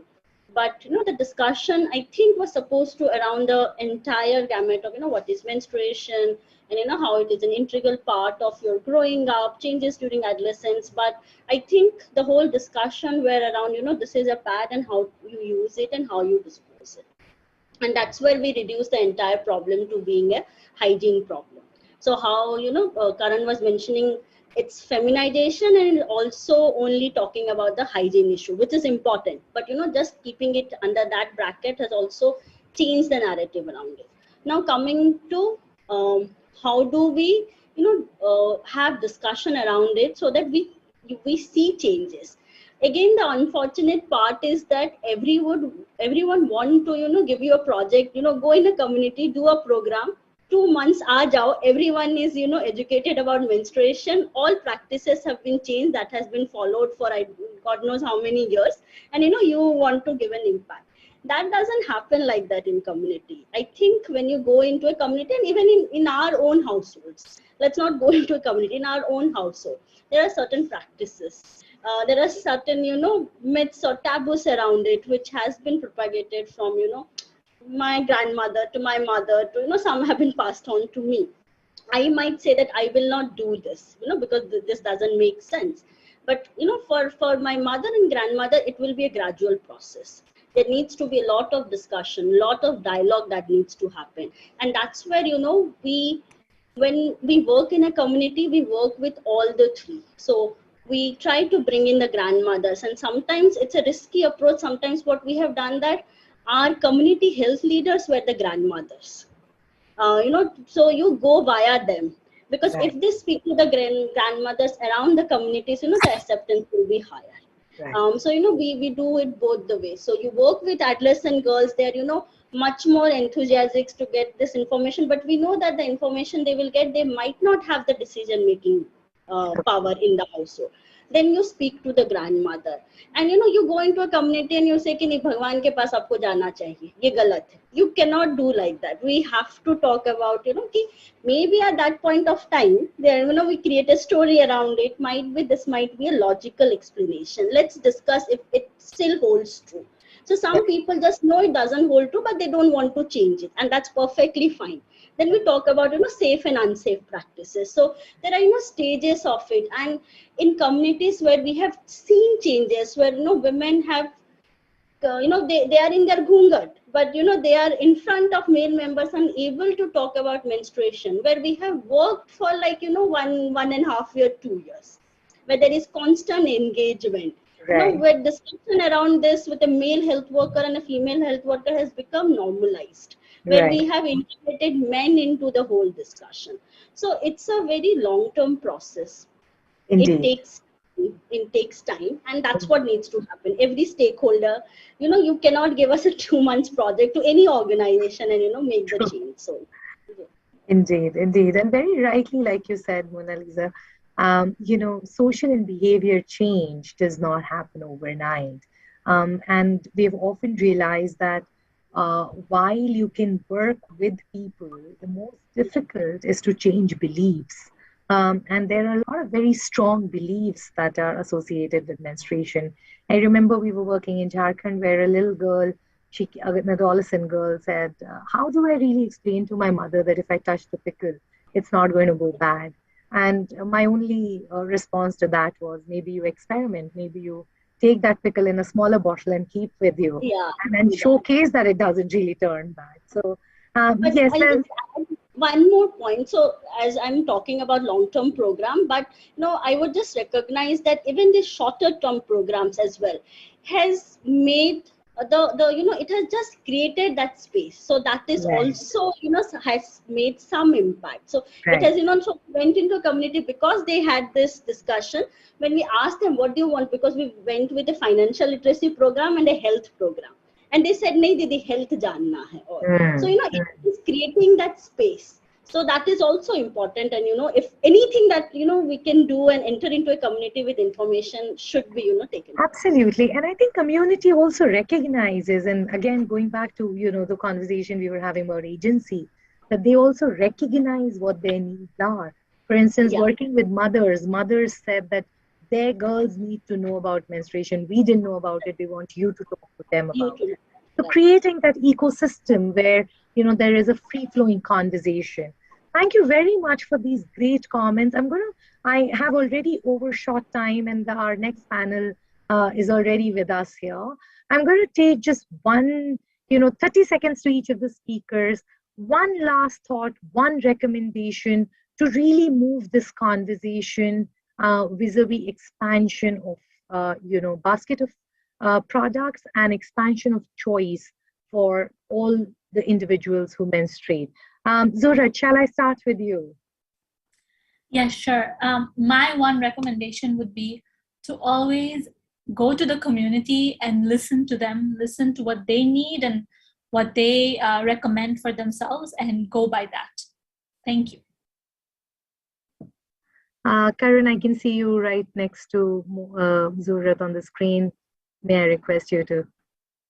Sure. So I feel like Mona Lisa pointed out in the starting that everyone menstruates and we should give them the agency to choose the period product that they want to. We should empower them. We should empower them, and we should give them all the information about the various period products which are available, and give them the agency to choose the period product that they want to. Thank you. Thank you. Karthik. I would simply urge everyone to have shame-laden conversations at home. Try and spark them in as many circles as you can. And that moment of creating any sort of uncomfortableness is usually what leads to deeper conversation and more insight. As we've seen from everyone, stigma and a closed mindset exists everywhere across socioeconomic status and across the country. So the more and more we can choose to talk about it, I think the better and better we collectively can make a difference. Thank you. Thank you. Mona Lisa. I think, like Karthik just mentioned, that more safe and brave spaces so that we can have these dialogues, but also a very pro-choice, non-judgmental approach to period products is what we require. Yeah. Thank you. Thank you to each one of you. I see Sunena has raised her hand. Do I have the permission from the team to allow for some more conversation, or Nalini? I think, Nidhi, what would you suggest? Go for it. Thank you, Nidhi. Thank you for giving us that space. Sunena, do you want to quickly come in and maybe your comment or question?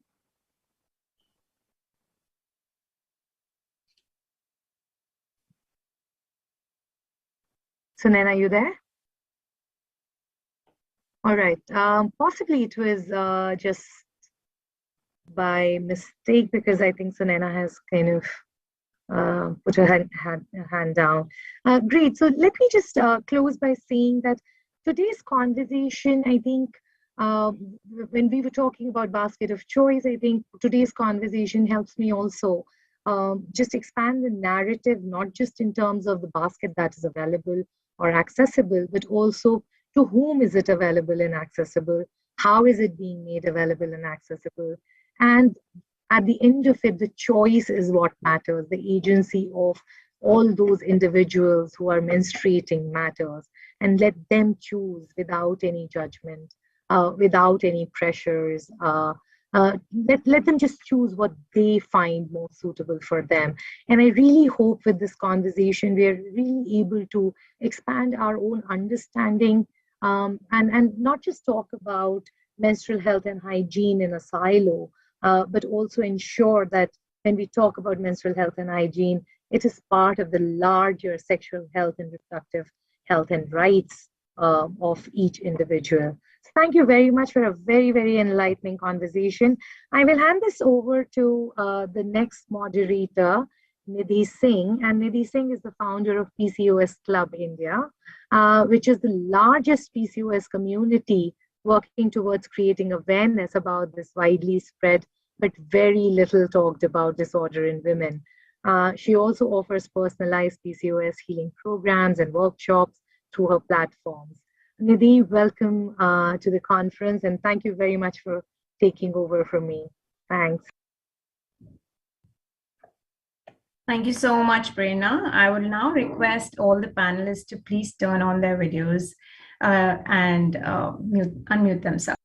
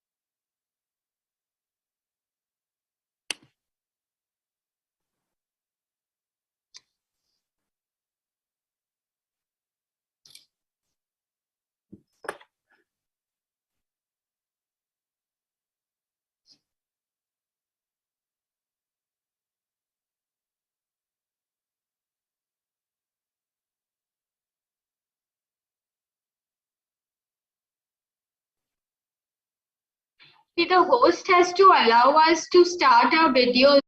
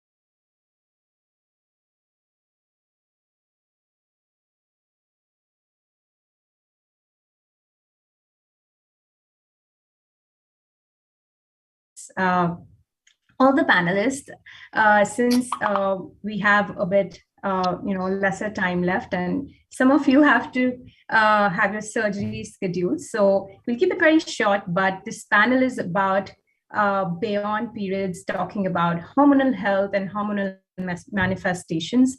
My name is Nidhi Singh, and I'm the founder of India's largest patient-focused community for PCOS, where we work with the community and offer them PCOS management programs and work with holistic experts who include inclusive and holistic treatments for PCOS and hormonal health issues. With that, I welcome the panelists today. We're waiting for Sunena, but we have on the order of the screens that I can see on my screen, we have Pooja Ajwani. She is a holistic and integrative nutritionist. She's had her own struggles with the hormonal issues, which took her to take up the career as a nutritionist and working very closely with women on PCOS and other hormonal issues. Then we do have Apurva Pallam Reddy. She is a very renowned gynecologist and an infertility specialist. Welcome, Apurva. Welcome, Pooja. We have Sunena Rekhi. We don't need an introduction about you, Sunena.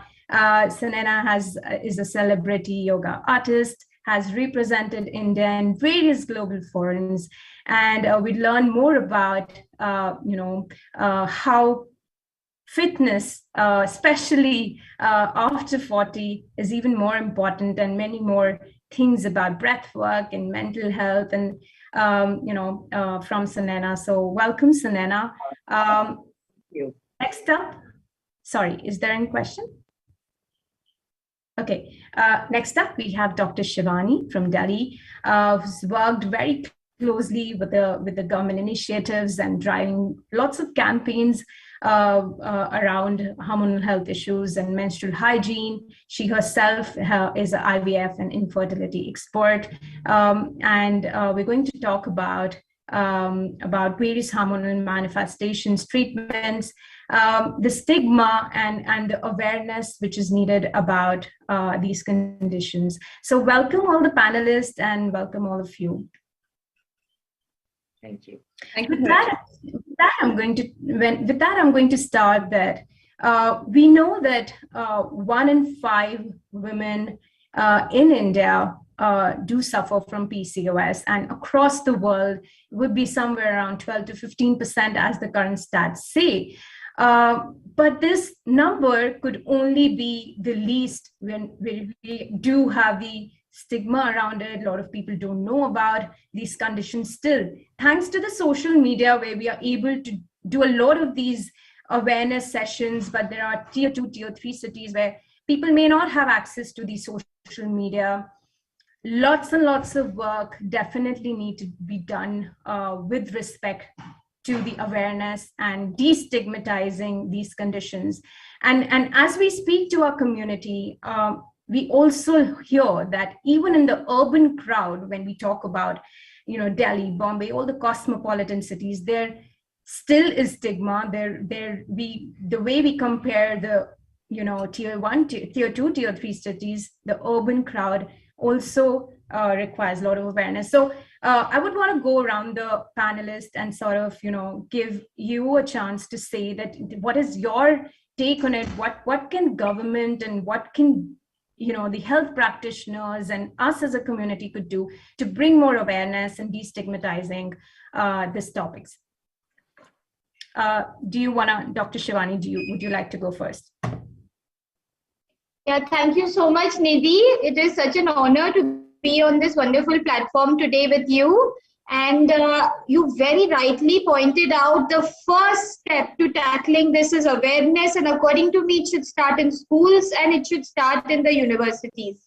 So whenever there are awareness programs which are there in school, it should be made aware that there is a condition which affects young girls because it starts from adolescence.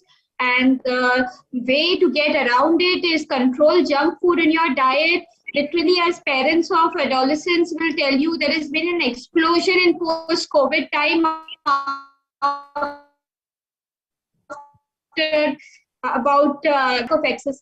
So it has to start from schools and universities.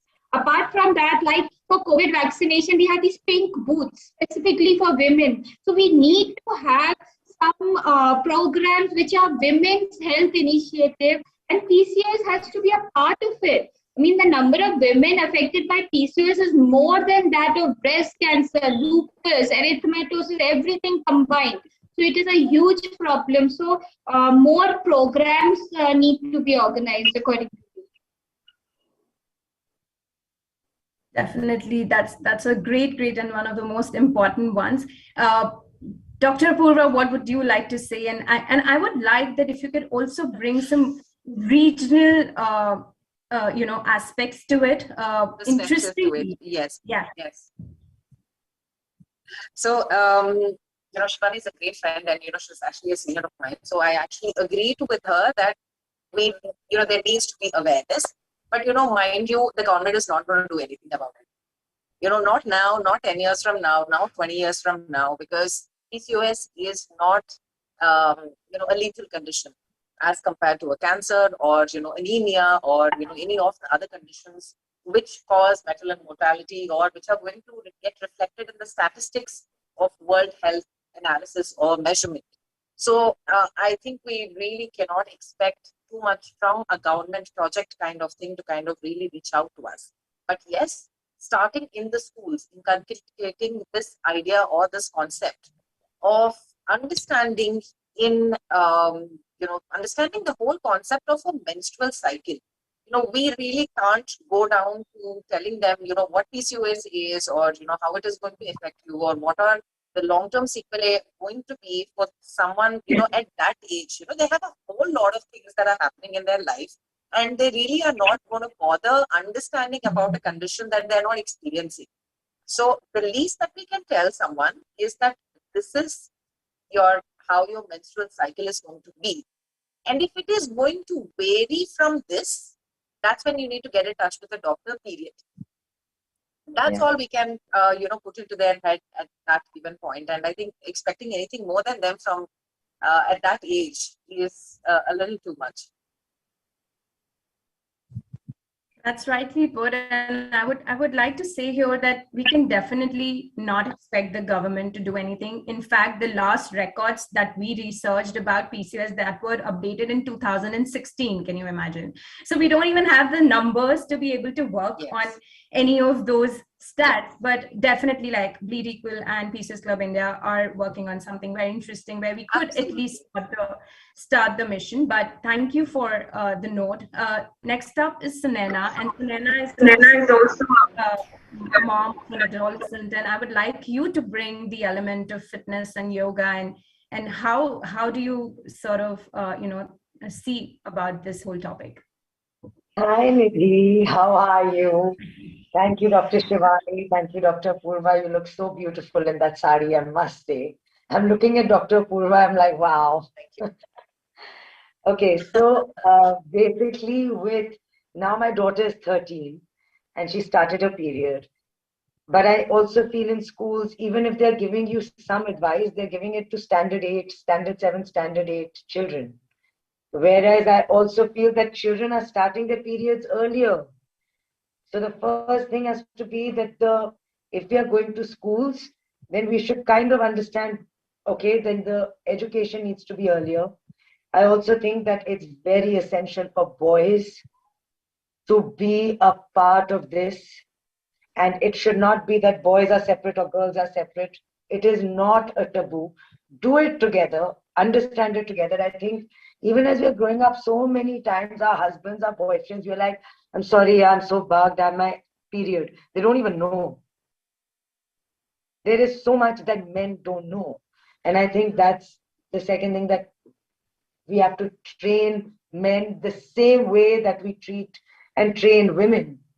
I don't think this is just a women thing. I think it's everyone needs to be that supportive about menstruation, about periods, about PCOS, about everything.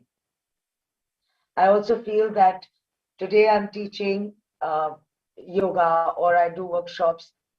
I've never heard that there is a school where every week they have classes for yoga and breathing for young children. Even the guys will benefit, no?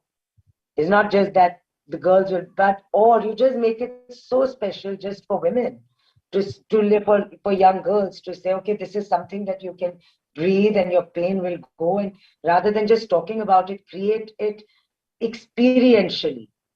It should be an experience. They should actually feel that they're feeling better rather than being told that they will feel better.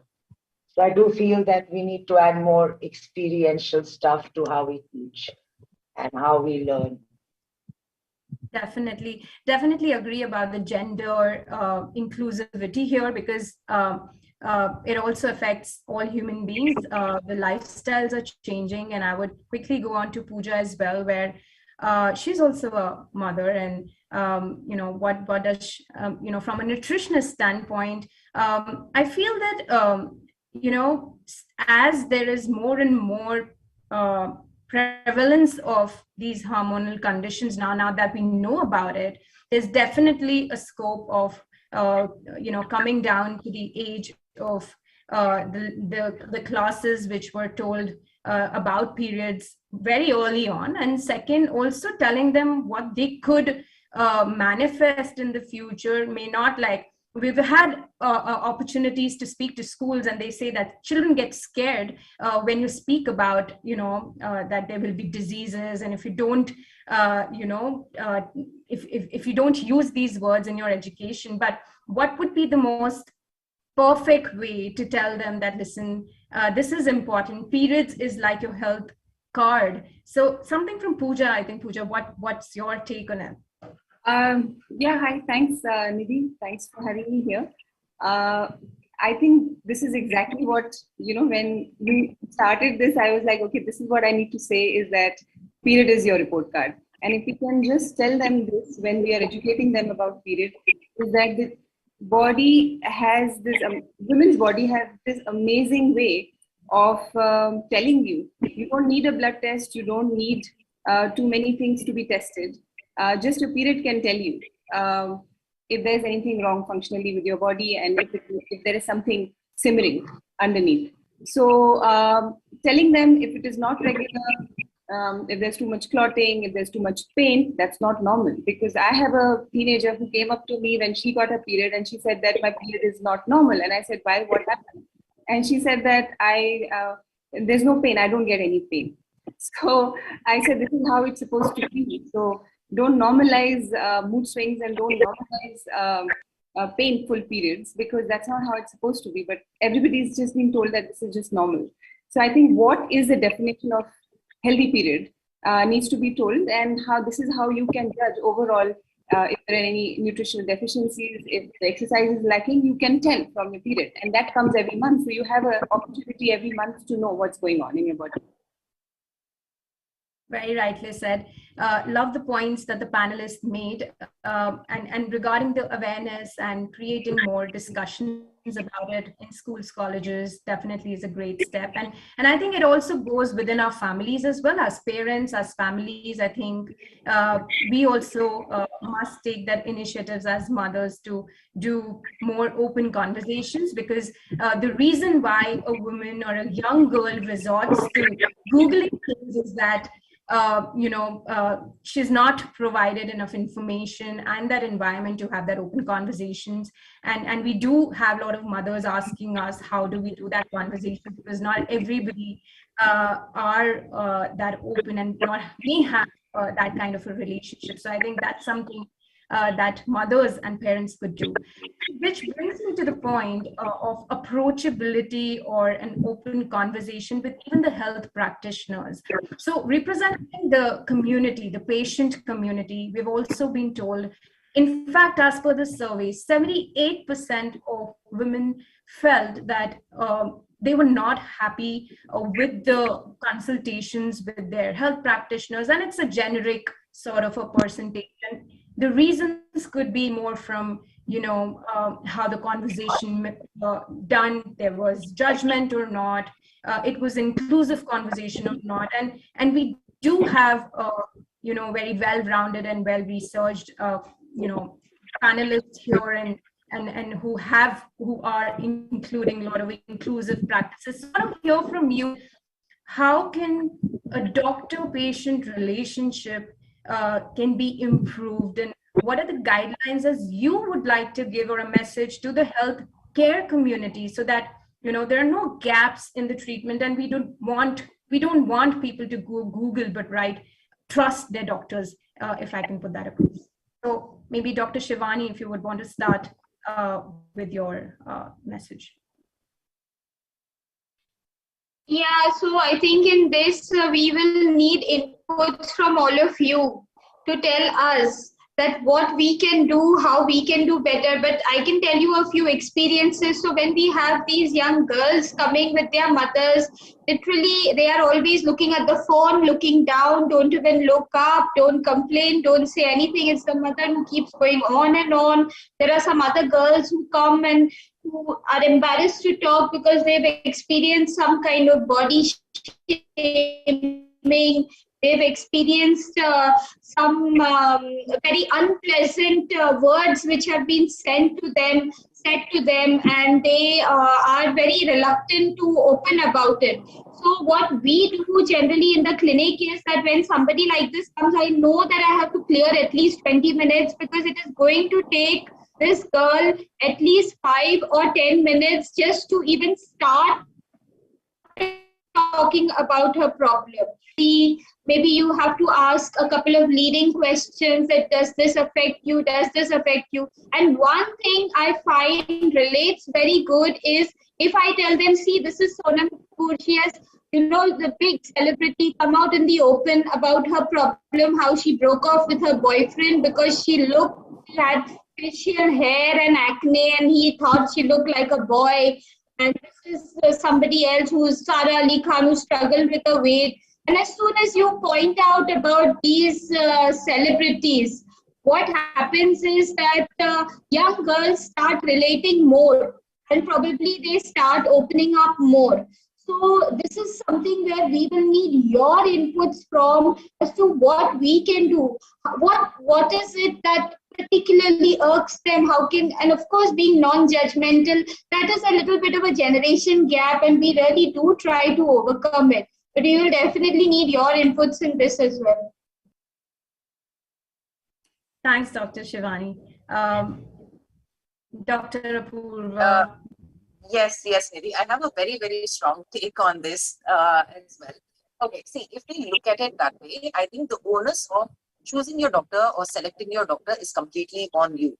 Now, you can't really go to a senior doctor who is 55 years or 60 years old and kind of expect them to understand that you're having premarital sex and you're having difficulty with respect to that, or you're looking for contraception or any other issue per se, because there are going to be judgmental.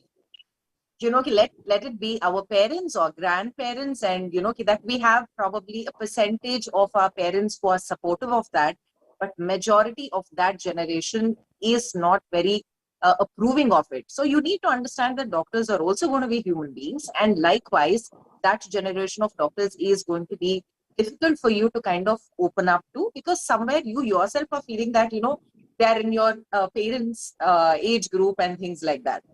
I can vouch for it that any doctor who is less than 40, if someone is going to them, the percentage of women who would feel that they are being judged is going to be much, much lesser as compared to someone who is going to an older age.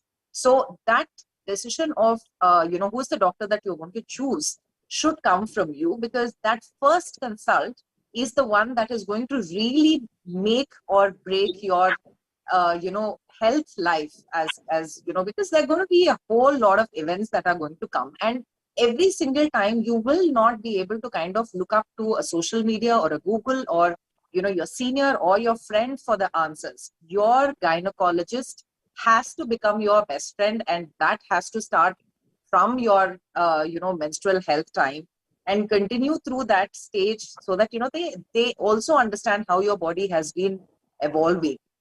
From our point of view as doctors, certain things that we do is for example, I always make sure that in case if a girl comes with her mom and she's come for a consult, I always make sure that I at least get 2 to 3 minutes minimum of time wherein I have a personal time with her, wherein I can ask her a question. So I obviously can't ask the mom to step out of the consult chamber, so I either take her to an examination room or something like that, wherein I ask her questions, which I would want to ask, like is she sexually active or is she experiencing any other symptoms?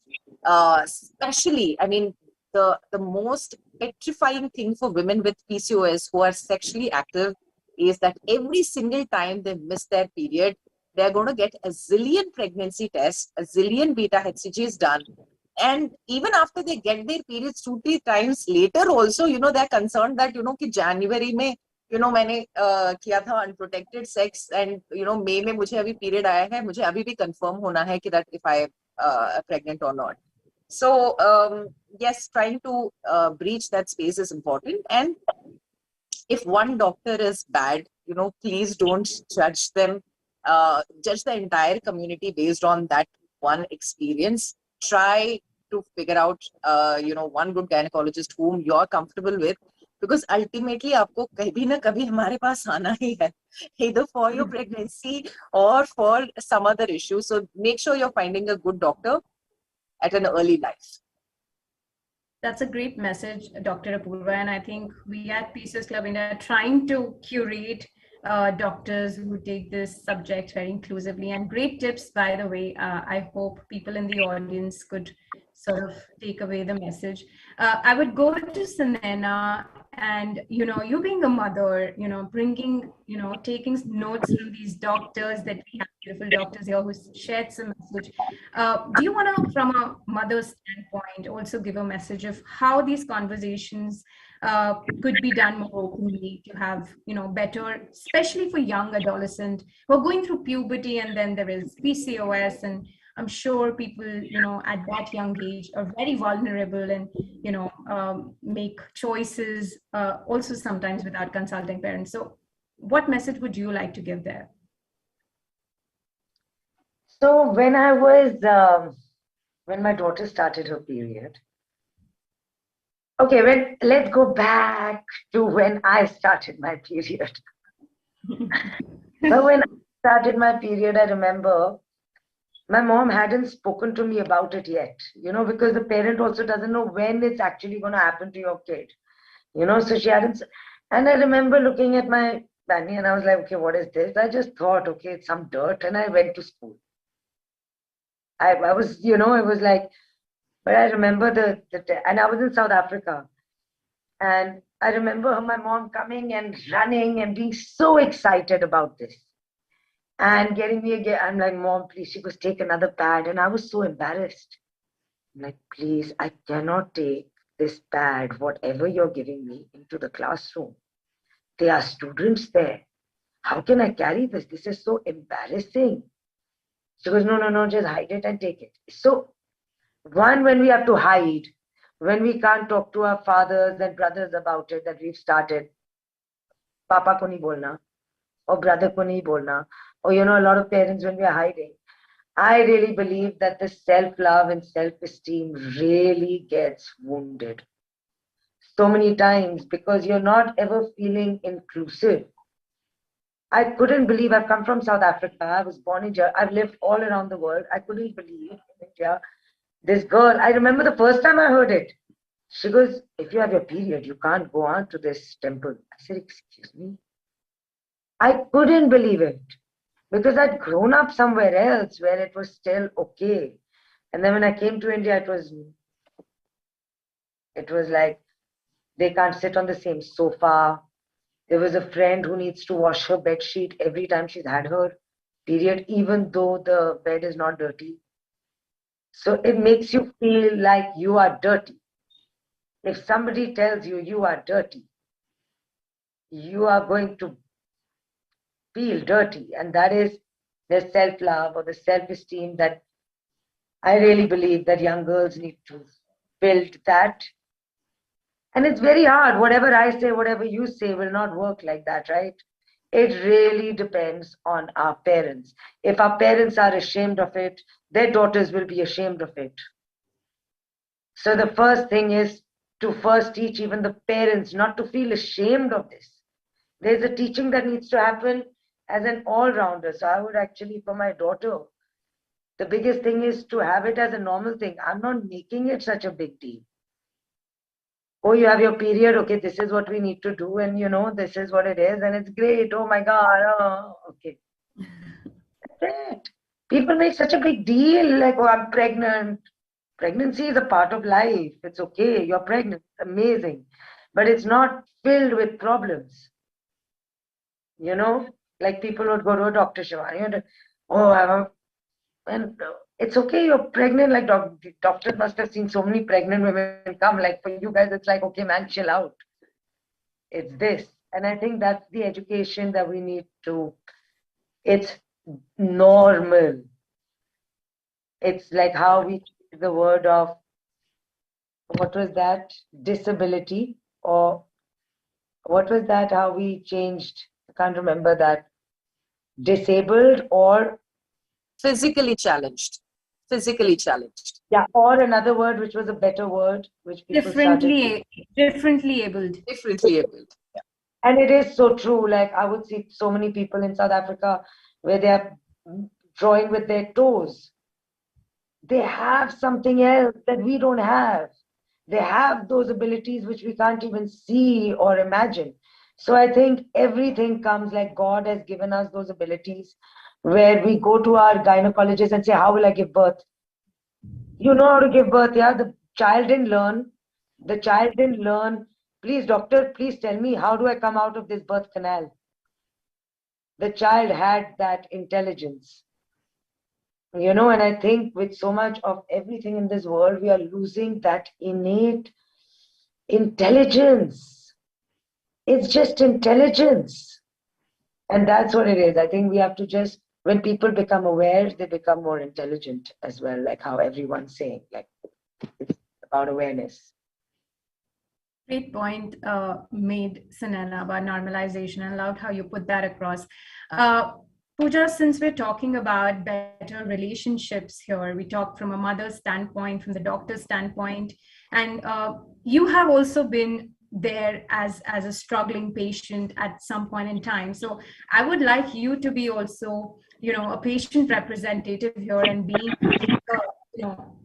filled with nutrition and lifestyle change information. How can we fill the gap of, where as a patient, we know that, we have to make a lifestyle change when we are going through hormonal issues and the doctor recommend doing a lifestyle change. What does this lifestyle change really mean, and how can this phrase be more enhanced in a way how we can talk broadly in detailed with our patients? So I think nutrition, food is medicine. So that's where you need to start, that your food, how you're eating, when you are eating, how you're digesting, assimilating, that all will tell how your period is going to look like. And whether it's irregularity in your period, whether it's PCOS or it's painful periods or anything, it all comes down to your lifestyle. And the lifestyle is basically stands on a tripod, which is sleep, food, and exercise. So these are the three things, pillars on which your overall health sits. And in women, because we have this cycle, which actually has hormones going up and down every month, it kind of reflects, your health gets reflected on your period pretty quickly. So we should use that as an opportunity to see if there is something wrong and the period is not coming okay, it's gone missing or something. Then we go back to the basics of lifestyle. Okay, have I been exercising? Have I been sleeping right? And have I been eating right? And I think if we can just associate these two together, and also bring in the experts like doctors where needed, because you can't, like one of the doctors said over here, that you would need the doctors and the expertise and the technique. I've had an IVF experience, and I have taken nutrition help, but also at the end of the day, I've gone to an IVF specialist to get a baby. And so you need to work together as experts. So the nutritionist and the gynecologist and the patient, they need to come together and work together as a force to then say, this is how we address it in a holistic way. This is where medicine comes in. This is where lifestyle comes in. This is where my own initiative comes in and my own understanding comes in as to how I can fix this naturally. And we all put it all together. Kind of a targeted supplementation is important, which becomes a big thing. Vitamin D deficiency, B12 deficiency can straight away reflect on how your period is. So how ourselves, how the doctor is actually looking at your tests and telling you what needs to be done, and how you're then taking a help of a nutritionist or a wellness coach, or maybe take help of your dadi, nani, and they have all the wealth of knowledge of how to eat correctly and how they have managed it for so many years in such a beautiful way. So bring it all together. So you need the doctors and you need the nutritionist and that wisdom of food, exercise, and sleeping right. That all needs to come together for it to work for you. You need to take help when it is needed, and you do not have to shy away from that. They can make an immense impact on your health short term, but long term, obviously, the tripod of food, exercise, and sleep, that becomes really, really critical. So that needs to all come together. It cannot be, I cannot be talking just about nutrition and say, oh, don't go to the doctor, they're rubbish, and vice versa. So we need to come together as a community, and which I think you are doing really well here, that you're bringing all those aspects together for PCOS. You're not only talking about, okay, you need a dermatologist if you have a acne issue or you have hair growth issue. You cannot bypass that because it affects your self-esteem in a big way. But you need to address that short term. Long term, you need to do changes around nutrition, around how you're exercising, how you're sleeping. So it just needs to work together. Absolutely. And bringing this segment of where we spoke about how we can have better an open relationship, understanding the lifestyle changes aspect really well. Just want to sum it up with also adding to what we've got from our community is that and of course what the science says, that everybody has a different trigger for their symptoms. It could be stress, it could be vitamin deficiencies, underlying epigenetics, so many of the things that the science is trying to bring it in, but somewhere the treatment is has to be personalized, and that can only happen when you have the team of experts which you require. Some people really require an endocrinologist to understand their overall health. Some may require dermatologists, gynecologists. So I think it's also about getting aware of what kind of experts you would need. So I think that's what we have understood, and we sort of help people to identify the right experts for them. But this in general, if the patient community is listening right now, it's not just one person you would ever need. There's so many other people that would need for you to be able to manage your hormone condition. And that's what I would like to sum it up in this segment. I know that we're pressed on some timelines because the panelists are short on time, but there's one segment that I would really want to talk about. I'm not sure if I'll be able to cover all the segments, but this segment is about what could these unaddressed issues, if you don't treat them, could lead to. So if PCOS, endometriosis, and all of these hormonal conditions, if we don't address them or just keep living with them without doing anything about it, what are the things that it could further lead to from the awareness standpoint? If the health experts here could shed some light as to, why is it important to understand this condition?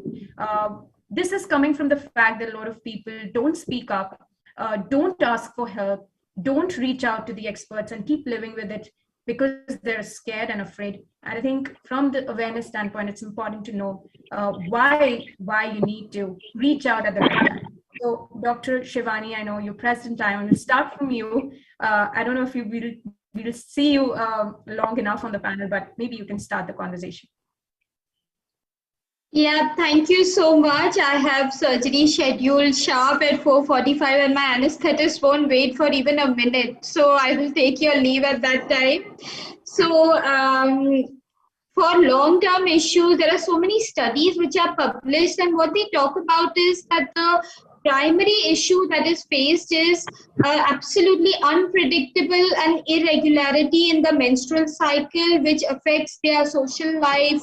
And if they have some events planned, they want to go out. The second thing is infertility, so difficulty in having children.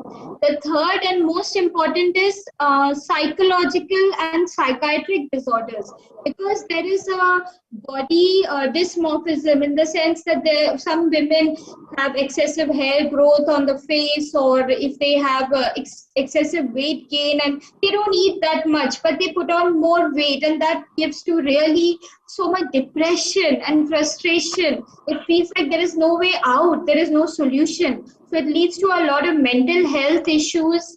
Then if you see medically, high cholesterol levels and high triglycerides, which is called as dyslipidemia, which means that your body is not able to handle the food that you take and put it in the right place. It gets clogged in your arteries and deposited there, causing cardiovascular risk. You are at a risk of heart attack, risk of stroke. There is also something called as obstructive sleep apnea, which means that when you sleep, you tend to snore a lot and you suddenly wake up because you're breathing, the blood supply to the brain suddenly gets cut off because of obstruction. This is called as obstructive sleep apnea. Not getting sleep, being sleep deprived is going to hamper every aspect of your day-to-day life the next day. And towards the other end of the spectrum, these women are also at a higher risk of developing certain cancers. For example, cancer in the uterus and certain other pelvic organs. And this is also linked to the abnormal estrogen metabolism, the hormonal metabolism which takes place in these women. So as you can see, we really, our whole spectrum is disturbed from your day-to-day life, from your adolescence to menopause. And one of the big myths is that if you reach menopause, all these problems just go away. Absolutely not. There are people who suffer the side effects of PCOS first time in menopause.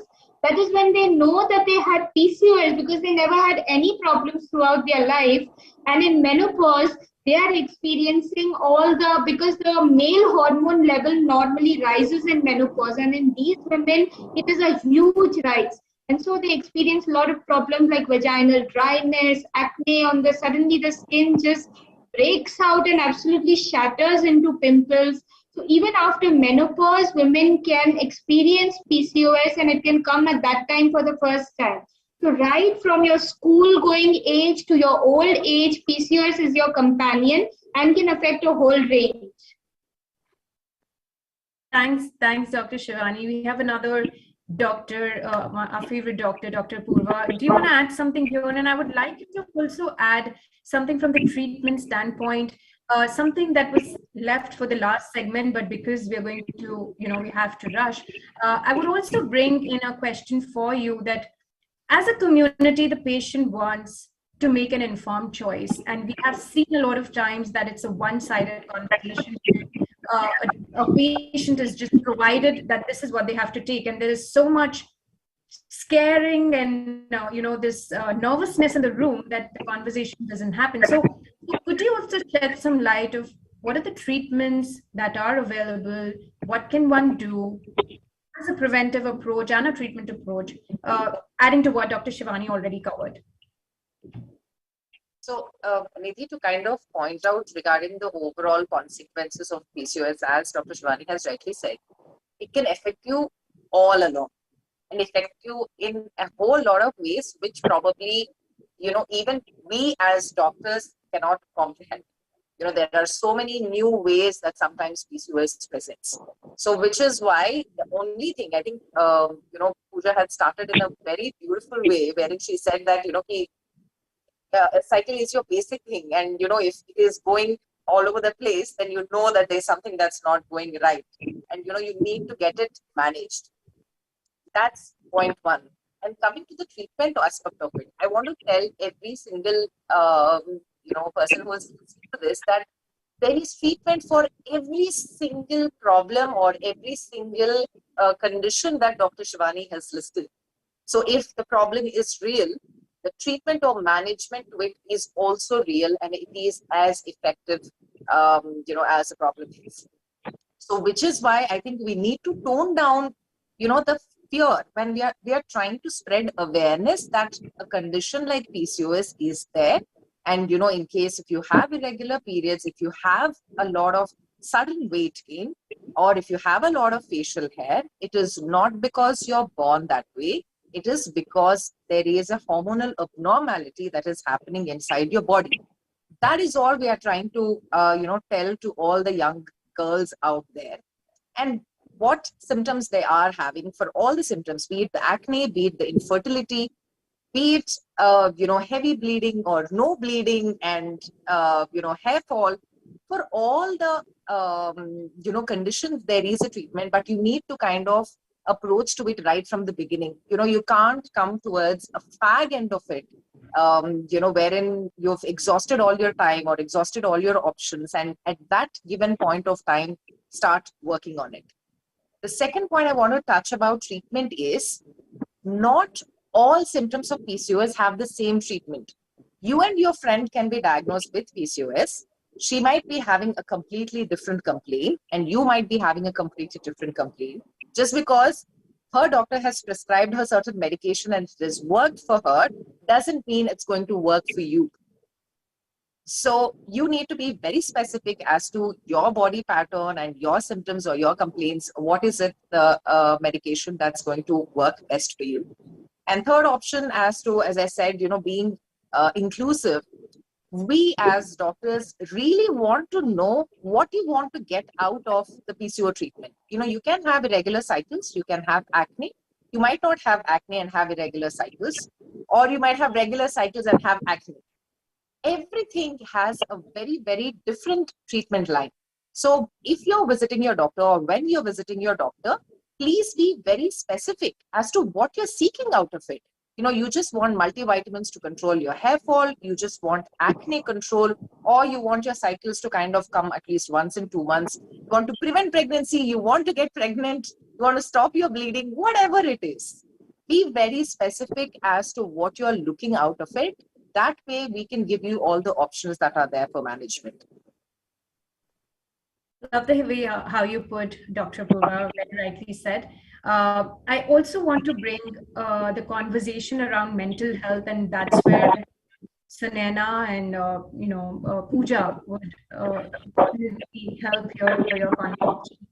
Sanena, in your experience, and you being the role model for beyond, being fit beyond 40, and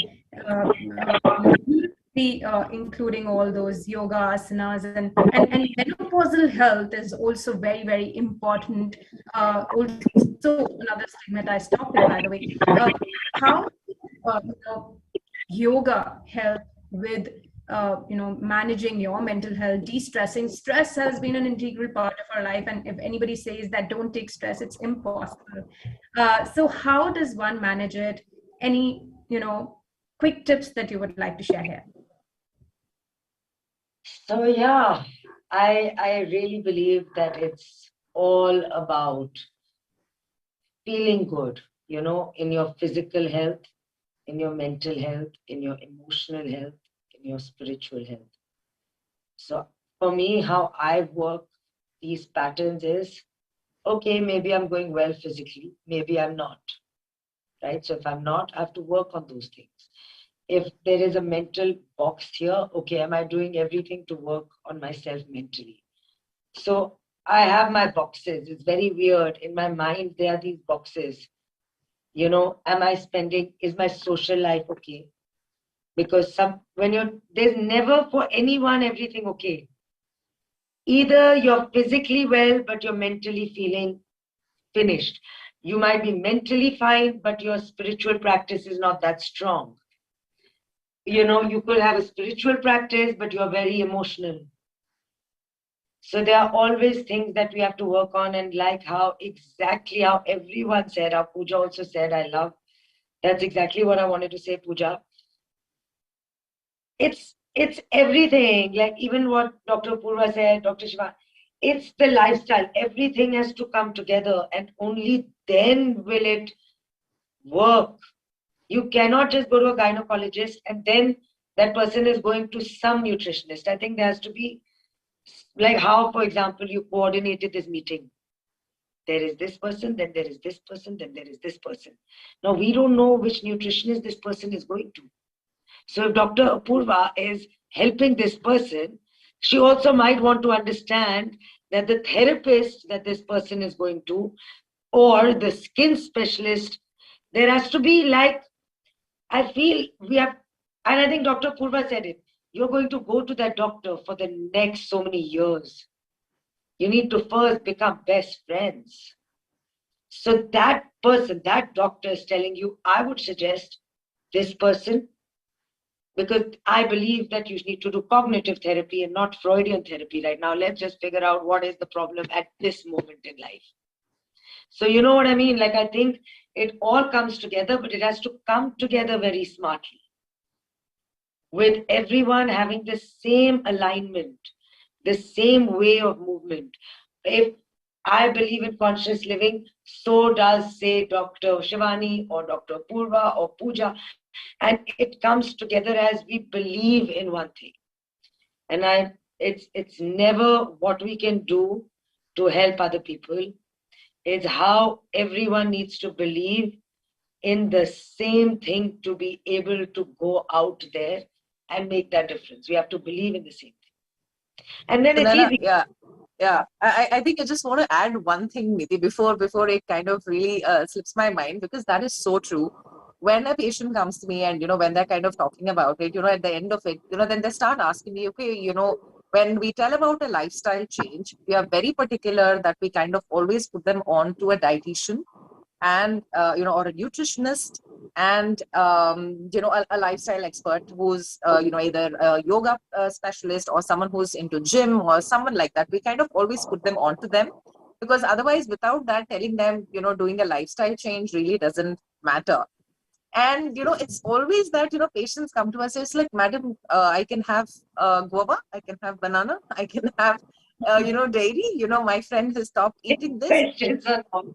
Yes, so you need to understand that your doctor is going to give you medical advice, and your nutritionist and your counselors or your dermat, and as Sunana has put it, it's a group of people who are going to manage your symptoms. And today, if somebody has PCOS, they are just all running around. इसके पास जाना है, उसके पास जाना है, उसके पास जाना है, उसके पास जाना है. Everyone's running. Already the life is so hectic. Already you're going through something. And then you are just running. It's like getting groceries. You're running either chawal ke liye, either doodh ke liye, either uske liye, either uske liye. But when you're abroad, you can go to one place, go to a Waitrose, go to Marks, and you get everything under that one place. That is what we need to create. Under that one place, you create a supermarket where you get even your things, whether you want organic period pads, so you start to bring in all those other people in who are working on all of this. And then it's like somebody's walking in to, I don't need to go anywhere else. Like how Pooja said, don't go. Like, it's like get everybody now. Then you're in one place. The person doesn't need to go anywhere. That would be an amazing thing, actually, guys. Like, we create something huge and everybody becomes a part of. That's actually something we should all do. Because here still somebody is running to the nutritionist, even if you're convincing them. That's just a referral. They're still running to the nutritionist. They're still running for yoga. They're still running in the traffic if they're late for yoga. Then stress is building. Yep. It's so easy for us to, but there's so many small nitty-gritties that come in between. To remove those nitty-gritties, that's going to be amazing. Like if we could do that, that'd be very cool. Under one little hut, like our beliefs, our things, our doctors, our lifestyle, our like, for me on my Insta, it's like, let's sell feeling good against, in relation to the poor face of cynicism today. Everybody's so cynical today. Like, Apurva, you said it. Like, it's okay. Like, you're going through it. We'll handle it. What's the problem? Now, if you say, oh my God, PCOS hai. Oh my God, you're finished. And I really believe that. Can I just talk for one more minute? It's really come in and it was a very important. Please go on. My sister was going through dengue and all, but she had double dengue. It was life-threatening, and we all ran from Bombay to Koh Samui. And I remember one doctor, when I walked in, he tells me, your sister's going to die. She's not going to make it. Who says that? Now in India, we don't say this. Yeah. So for me, whatever. So now I'm like, fuck off. It was actually like, fuck. You can't, who are you? But that really taught me that moment that in life, you have to make it's all in the mind. It's not in the body. Because body and mind is the same. It's the same. Like right now, I might be feeling happy, but my mind, I get a call which is depressive or sad. My body will not feel good. I'm going to be physically sick because my mind has heard it. And in yoga also we say, like, when we say inhale, exhale, what are we doing? We are opening our body. We are opening our confidence. A girl who's underconfident is like this. Like Dr. Shivani said it, most of the time in a consultation, they don't even look up. So what does yoga or lifestyle tell you when you do the first movement is an opening? It's like I'm showing myself to the world. There are postures which kind of create confidence. There are postures that create self-love. And I feel with doctors also, it's so important to be so positive and to take everything like, it'll be fine. It's all going to be fine. It always is. And I think that's the game changer for patients. Whatever they're going through, if Dr. Purva is like calm and soft like how she is and saying, it'll all be fine, that person is leaving there feeling great. Feeling like, you know what, I'll handle this. That's what they need to feel, not that, आप इस chemist पे जाके ना ये medicine ले लेना, अब ये खा लेना, वरना problem होएगी. You're finished already. They've created the fear. Yeah. And what we understand by this, and I know, really loved how you put it, very beautiful thoughts here. And I think what you're trying to also say is that the power lies in your hand as a person who's seeking help, and you are at the driver's seat, and the decision making needs to be done with very confidence, that being confident with the doctor, trusting them, and then just making whatever changes that you have to. And sometimes you're right that as a patient keeps stressing about googling it and like, is doctor ne ye bola, is doctor ne ye bola. And I think it has to be a very focused approach, and 90% of it lies with the patient, I would say, when it comes to getting the outcome. So just close to the just very close to the closing remarks now, as towards the end of the session. But Pooja, would you like to add anything before we close this panel? Yeah, I mean, what Sunena said was, I'm 100%, I'm a testimony to that. because I was suffering from infertility for many years. And then when I looked at my food, I looked at my supplementation, I got into yoga, I got acupuncture done. And when everything kind of came together is when I had a successful IVF. So we used the medical technique, but at the same time, we started working on food and sleep and nutrition and everything else. So the whole idea of what I do under Women Wellness First is an integrative, and I call myself integrative nutritionist for that reason, is because I feel you cannot heal anyone unless you have an integrative approach. You need to bring in the expertise, be it a Chinese medicine, I don't care. Whether it's yoga, a particular pose, or it's a particular Anulom Vilom technique, which actually works on your stress and then starts working on your hormones. I want to bring that in, and I want to put all that together for someone who can then look into it in a holistic way and say, yes, I need this, I need this, I need this, and this is how everything comes together, and this is how we heal, and we heal permanently. The disease doesn't then start coming back again and again. You need to get rid of it, and the only way to do that is to understand that your body has an innate intelligence of healing itself.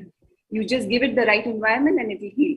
And how do you provide that environment is through right techniques, right interventions at the right time. So I think that's the whole thing about PCOS, and why it becomes so complicated is that we're like Sunana is saying, we're running around everywhere. We need an integrative approach for this, and that works beautifully. And I think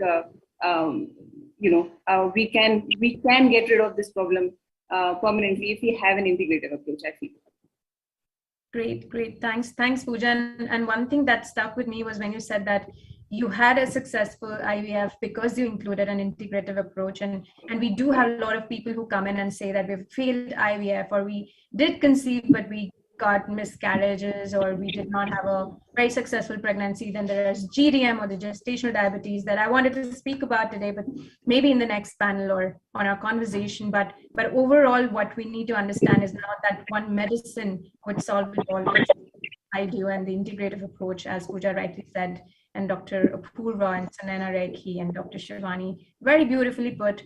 And I think when it comes to PCOS and all the hormonal manifestations, it starts from having open conversation, destigmatizing it. I think as in India, where the period itself is a stigmatized topic, we need to do lots and lots of work to reach the tier 2, tier 3 cities as well, and it's not just the urban problem anymore. So lots of work needs to be done.